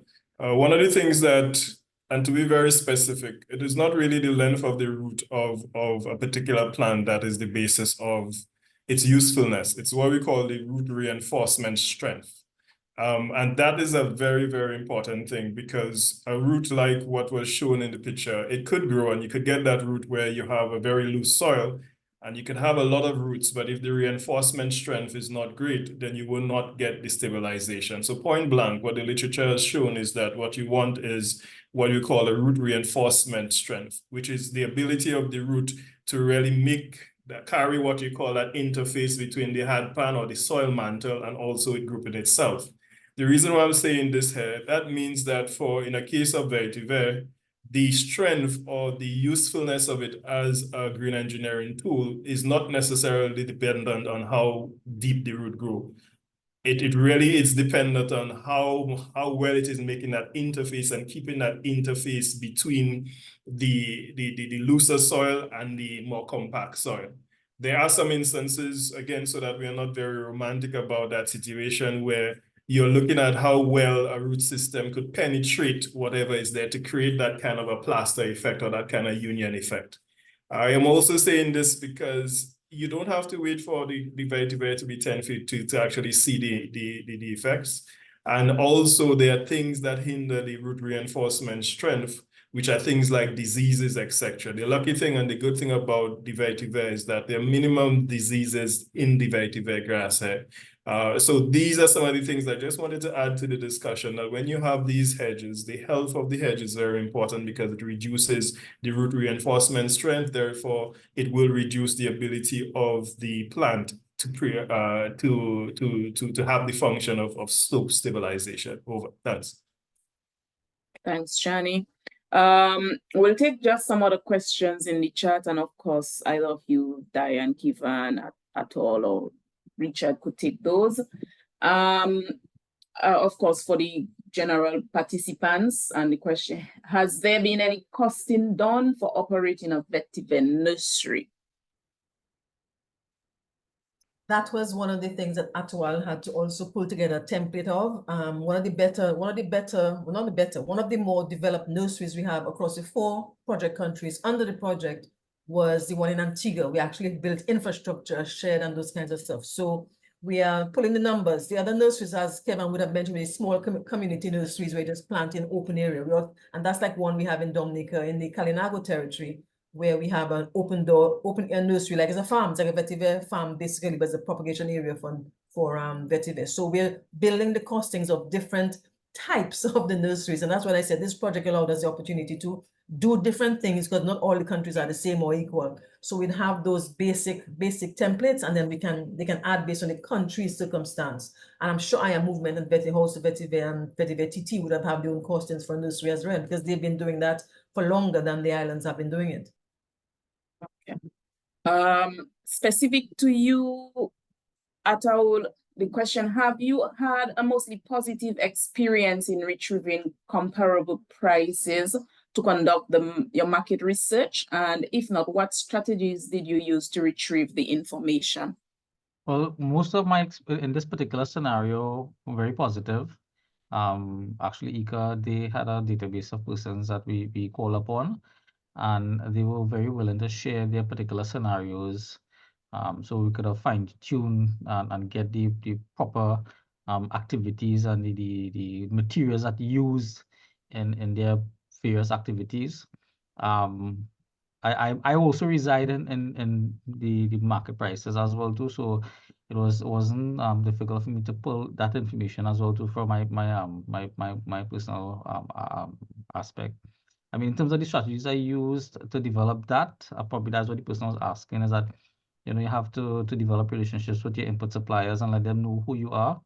And you know, sometimes they may be a little worried as to why you want the information, and you just try to be as open as it can be, but as well to protect the interests of your customer who you're doing the cost of production for. You don't want to breach that privacy, data integrity issue. So, but mostly I was a very, very enjoyable experience to me. So yeah. Okay, great. Thanks, Ataul. I know we have responded to this question, and so probably for persons who may have logged in late and may have missed it, couldn't the vetiver grass grow out of control? And as was mentioned a few times, it is not invasive. Wherever you plant it, it pretty much stays there. It's a sterile plant, would have to be hand pollinated and all of that. And so it's not an invasive plant like the other grass. As soon as a little wind blow, you see it spread everywhere. If a hurricane passes, if something was in the south, you see it all the way up in the north. No, it's not that way for the vetiver grass. It's a non-invasive plant. Hi, June. Go ahead. Good morning, everyone. Thank you so much for this opportunity to be here. My apologies for being late. I love the conversation. You all at IICA, Diane, Craig, Thomas in Antigua, all you guys know that I'm very passionate about vetiver grass. I'm learning a lot more. We're looking at another experiment. You will hear about it with the vetiver grass as well. And for the person who is interested, the grass itself is not going to spread even if you have it on your farm. It stays in its clump and you just maintain it. We just recently established a relationship with our friends at His Majesty's Prison where they came and did some maintenance for us. They're almost there. And within the space of a week that we would have gotten some rains after the cutting back. And I know, Diane, you know how I feel about my cutting back. After that cutting back, you can actually see the greenness. So we're soon to be ready to use the leaves for the handicraft component of it. So I would want to say to persons on the platform who are joining and now learning about vetiver, I know my colleagues in Kevan, I know you would share the sentiments. It's a good opportunity for handicraft because we would have learned quite a bit from our friend, can't remember her name at this time, who came and did the training. And I can say to you, we have a hotel right now reaching out to us, wanting us to make a mat for one of their wedding experience at the hotel. So we are looking forward to the greenness of our leaves to start working on that mat, to supply it to that particular hotel. But I just want to say it's a really great, great commodity for persons to utilize. Our green business is just going all over the place right now. Thank you to the EbA project and its funders. But it's a good experience and it supports anyone in agriculture. Let me just put it that way. So that is my contribution this morning. Thank you very much, Nicola, for that opportunity. Thanks, June. Of course, the GADC was a huge part of that EbA project, and June there, the head of that organization in Antigua, they have been instrumental in that development there and the green business, especially the green business component. We have another question, a two-part question. How difficult or easy it is to maintain the vetiver? And of course, given that it's, non-invasive, it's a bit much easier than those other sorts of grasses. The second part of this question, and as it relates to use as source of feed, can the same crop serve as a double purpose as it relates to soil conservation and animal feed, if any of you would like to take that? Yeah, sure, I can take that. So as Diane would have mentioned, that, I think it was either donkeys or goats who would have came in and eaten the vetiver leaves. So it could be used as a source of feed, but again, leaves are vital to any plant's growth and development. So you'd want to not utilize the leaves until it's, mature enough that, the root system has been fully established if you're using it for vetiver system intervention. But, as June would have mentioned, they're currently harvesting grass now because as part of the maintenance of the vetiver system is that we recommend that at least either once, maybe twice a year, you cut it all the way down to the base of the grass, and that's to promote new leaf growth and to prevent any stifling of the plant. So, when you do things like that, you could utilize the leaves for animal feed, but I mean, the leaves are so amazing, in handicrafts. I would just recommend using it for that, other than animal feed, but, everybody has their own use for vetiver grass. Okay, thanks. The next question is, what is the balance between harvesting the plant with such long roots and destabilizing the soil? So of course, they would have different harvesting. If you're doing for oil, you would require the roots, but if you're harvesting the leaves, so I'll leave that to one of you to respond to. I think the response was given, but just to say that you're not going to be harvesting if you're installing for slope and soil control, erosion control. If you're harvesting the roots for oils to make value-added products, then you'd have a different planting system and protocol. So it depends on what you're harvesting. If you're harvesting the roots for handicraft, then that you're just cutting the hedgerows down. And as Kevan just said, the more you cut the hedgerows down, the better they grow. If you want to get the roots, that's a completely different story in terms of what's the purpose of planting the vetiver. So you'd have to have your own specific planting system in a specific area where you do it just to harvest the roots. I think Kevan and them would be able to answer that more specifically in terms of if you're harvesting vetiver roots. I know IAMovement would have said before that if you want to use your roots for oils and stuff, the extent of roots that you would need to make a viable volume of oil might be too much for our context at this point in time. There are countries who are specialized in doing it. I believe like Haiti is one of them. And then, so therefore it might be, you have to do your costing model proper if you want to be growing vetiver for the roots for oils, because it requires a large acreage of vetiver to harvest enough roots to make a viable volume of oils for the market. So again, you have to determine what is your purpose for wanting to plant the vetiver. And once you determine that, then you can build your model, your business model. Okay, thanks, Diane. So if anybody, since I'm not seeing any other question in the chat and I'm not seeing anybody hands raised, so I guess that takes us, Alvin, you have something you wanted to add? Yes, my question was just answered in that after it's fully established, then you would cut it back twice a year, so you could use it then. But to the best of my knowledge, animals, that's one of the advantages of growing vivita or vetiver, in that animals don't readily eat it because it has some very sharp edges on the leaves, so the animals are afraid of eating it. So I'm surprised to hear now that it could be used as animal feed. Yeah, we generally don't promote it as animal feed because of those same points that you would have raised. But we have seen goats and other animals eat the grass. Cows in Trinidad and Tobago have eaten a lot of vetiver grass. So it's not to say that they don't eat it necessarily, but it mightn't be their favorite grass to eat. Just to add to that, if you want to have it as a formal, in fact, a formula animal feed formulation, the advice would be to harvest it, prepare it with some other supplements and so forth, and either pelletize it or something else. But just to cut it and carry for the animals, it might not be the best, most advisable as a feed on its own. And like you said, the animals would not come roaming and eat up the grass because there are some sharp edges on the leaves. So again, the important thing is determine what it is you want to use the vetiver grass for, and all of the research is out there to help you to build your business model based on what you want to do. You wanted to add anything there, Craig? Yeah, Diane hit the nail on its head. That is what I was going to say, because we have had the experience with it. Once it reaches a particular age, the animals don't really eat it unless they have to. But we advise farmers, if you're going to give them vetiver grass, pelletize it, mix it with molasses, mix it with something else, and the animals will eat it that way. They'll prefer it that way. Or they will nibble on the younger leaves once they start to sprout. That is when they will normally eat it.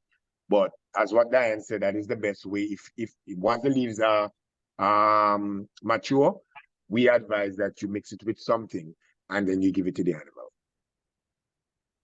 Thanks, Craig. Alvin?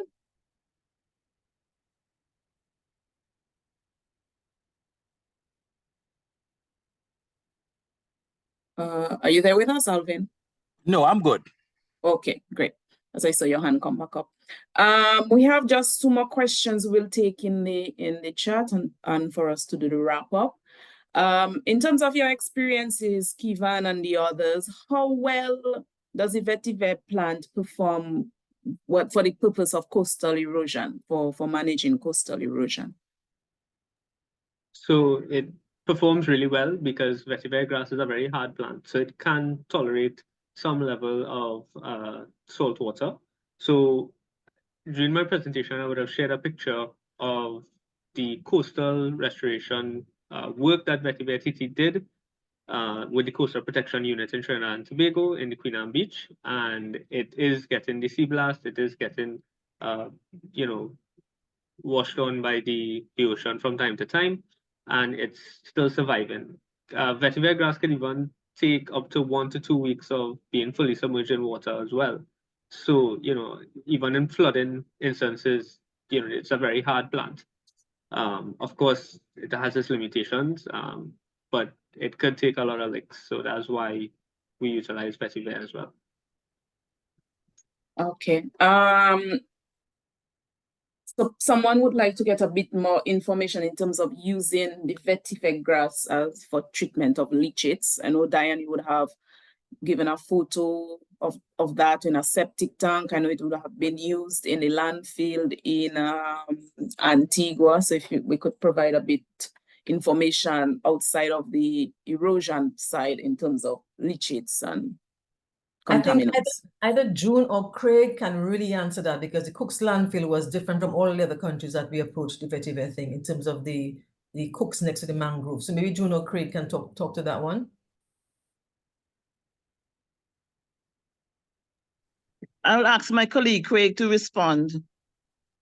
Okay, so based on the work that we did in Cooks, at the present moment, it's hard to say, but what we would have recognized though is that because what we did some barriers. We did about 3 or 4 rows of along the mangrove, and what we recognized is that it would have had an impact on that particular area, more so because you used to have vegetation within the mangrove, and then after we planted the rows of vetiver grass, you didn't have that vegetation inside of the mangrove anymore. You had it more before.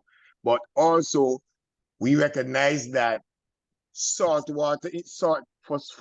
areas that has saltwater intrusion, we recommend that you plant it in some topsoil before, so it get accustomed to that saltwater intrusion. Because in the areas that we planted on the higher areas that didn't have a lot of saltwater intrusion, the vetiver grass thrived better. And in the low-lying area where we planted it, they struggled a bit until they got accustomed to it. So it takes a bit more time to plant them for you to see some sort of development from the plant in areas where it's low-lying, and in areas where it's a bit higher, where you don't have direct contact with the saltwater intrusion, the plants tend to grow much better. And then once that root basically gets down to that area where the saltwater, it doesn't really interfere with that plant. I just want to add to that, Craig. Just last week, Thursday, I was in communication with the supervisor and one of the guys at the Cooks landfill who were integral in terms of planting. And actually, he said to me, I can't get to go down there right now, so give me until Wednesday so I can get to take a peek to see what it looks like down there after the project has ended last year. So I'm hoping to get an opportunity to get a peek down there and maybe get a photo or something. So at least we're able to see now that they would have withstand all that rain and the continued leachate that keep going down there. I'm going to see what it looks like, so I can give a feedback Thursday or Friday thereabouts. Thanks, June. Thanks just for answer Shoba the leachate. Oh, go ahead, Craig. I'm actually going to be going in. I'm traveling to Barbuda next month, so I myself will take the opportunity to go to that sandbar and see the result. If I get any information before, but I personally want to go and see it, because you'd have to travel by boat to go over to that sandbar. And again, once that area looks like what we think it should look like, I think it's something that we can look forward in the future in terms of supporting the region. Planting vetiver on sand, where you actually have saltwater intrusion coming on both sides. Okay, you wanted to add something there, Diane? Oh, just to say that in terms of the question that Shoba asked, there is a lot of research done globally on the use of vetiver for leachate control, the properties of the cleaning of the soil and water and stuff. So it exists, it's been proven. The issue is just the tech pack for actually planting the grass in the areas that are so toxic to ensure that they survive. And that was one of the lessons we learned from Antigua, that you can't just put the grass, the young slip down into the toxic conditions. You really have to give it a little more time to mature in terms of the roots. You have to give it some proper soil to get it started and make sure it's properly irrigated so that at least it can withstand the toxic conditions and to grow properly in order for it to do its job when the roots go down for purification of soil or water close by. So the research is out there that it works. It's just a matter of how you apply that research in your particular context. One thing about the vetiver is that if you don't apply it properly to your context, you basically losing your investment. Okay, and so then I just wanted to add to that, Nicalia, And that is a lesson learned, as Dan said, we had to experience in Antigua, because after we planted the first sets of vetiver grass direct, at least 90% of them didn't survive. And then after we took some soil from that area, we mixed the soil. We started to mix the soil and then allow the plants to develop strong root system. And then we replanted them, transplanted them down there. Those plants survived. We had a higher survival rate. So again, the research is there. It's just for us to just apply it to the area. Thanks for that. We have two other questions. We'll take these final two questions and then we'll go into the wrap up. We're already after the hour.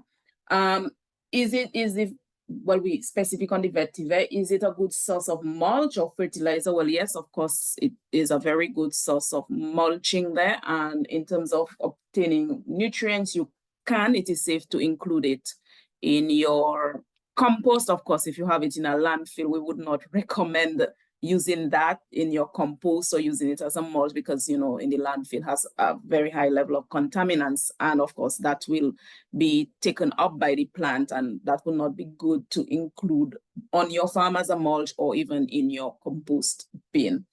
The other question is, how much water does the grass need? And Diane would have touched on a bit in terms of the early stages of the plant. Is very young.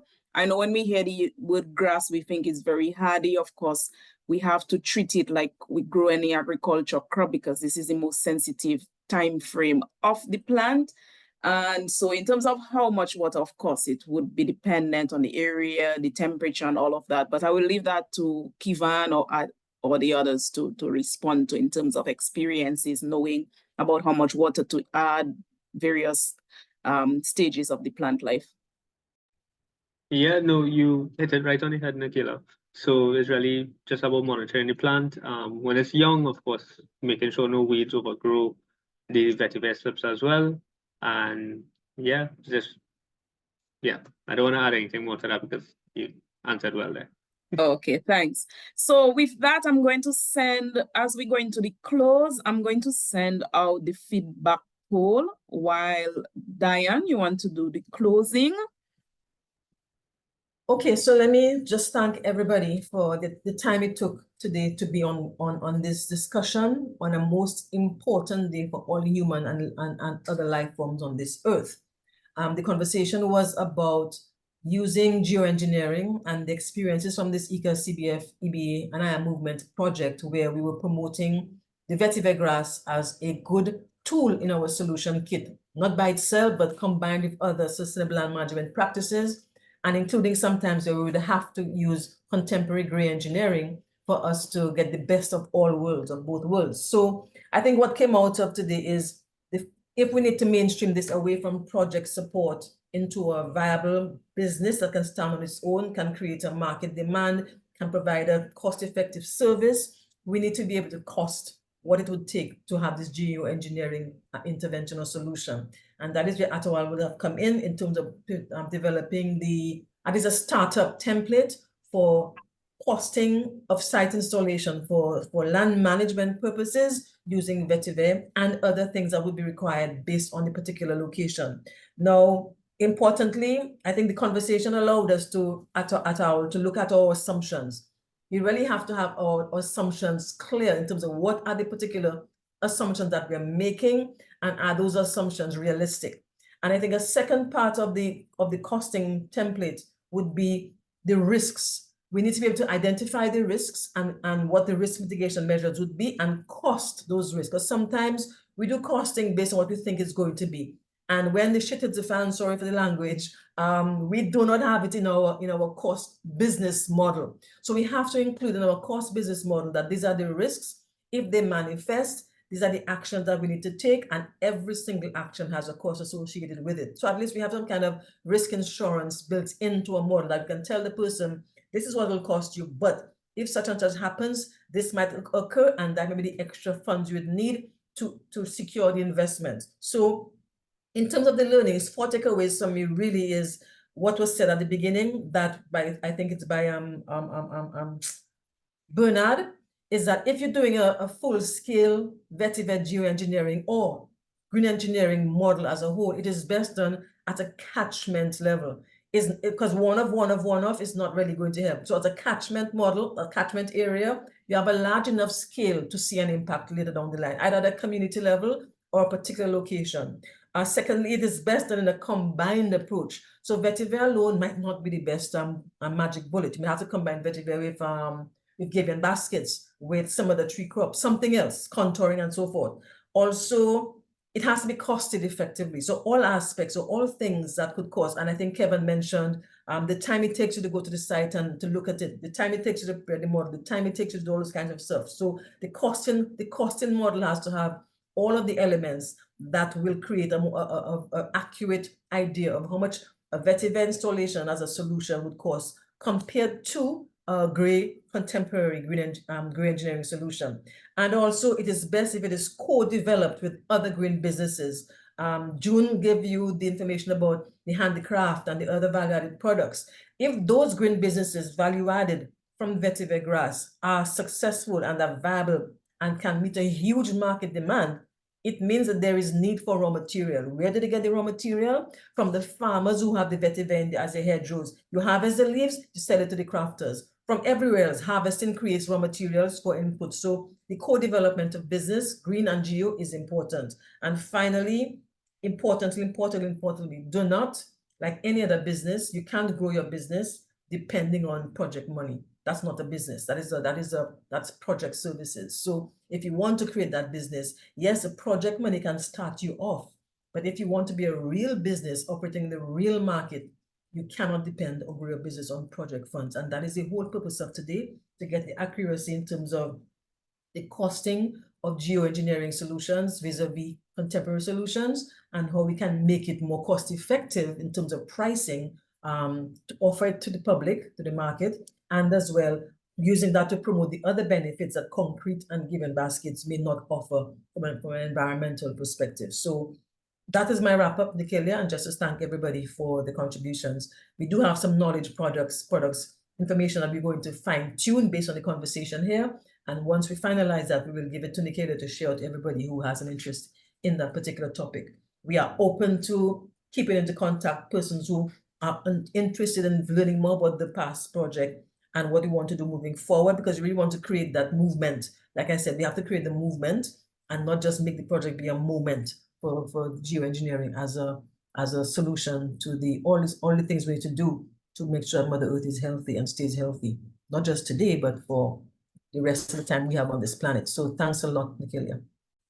Thanks, Diane. And so I'd like to take this opportunity to thank our presenters today, Kevan, Ataul, Nation, also Richard, and yourself, Diane. Thank you very much for the presentations today. I do hope they have been very useful and of value to our participants today, and I do get that feeling, yes. So we will be sharing the recording, the PowerPoint presentation, so please share those with me, Ataul and Kevan. I guess based on the cost of production, you let me know if these are all ready for sharing with the public, and I will include that in the package and any other information that you feel will be of importance there. So in the interim, to have the recording to you quickly, it will be uploaded to the Facebook of the CCRAF. So the CCRAF, we have been working in the background. As you know, we have been having some difficulties in terms of sharing the information with you. So we have developed what we call the Agriprofiles repository. So you will have access to all past, from since 2021, all the recordings, all the PowerPoints of all the sessions since 2021, and going forward, we will include those. We have our LinkedIn page, we have Facebook, we have Twitter. So like and follow us on these pages, or you have the information of the Trinidad office on the flyer, and I will send those again via email. If you have any direct questions relating to EbA, vetiver, and so on, just contact us and we will relay to the persons that can provide the information. Also coming up soon is our three-part certification series of the CCRAF. Many of you would have voted and selected topics, and we have the top 3 topics for this year. And so I will be sending out communication on that very soon. And so again, thank you all for joining us today. And I do wish all of you again, happy International Mother Earth Day. Let us do, and not just only today, but as we continue throughout life, protecting the earth for ourselves and our children to come. And with that, I say thank you, everyone. Thank you, colleagues. Thanks to you, the participants.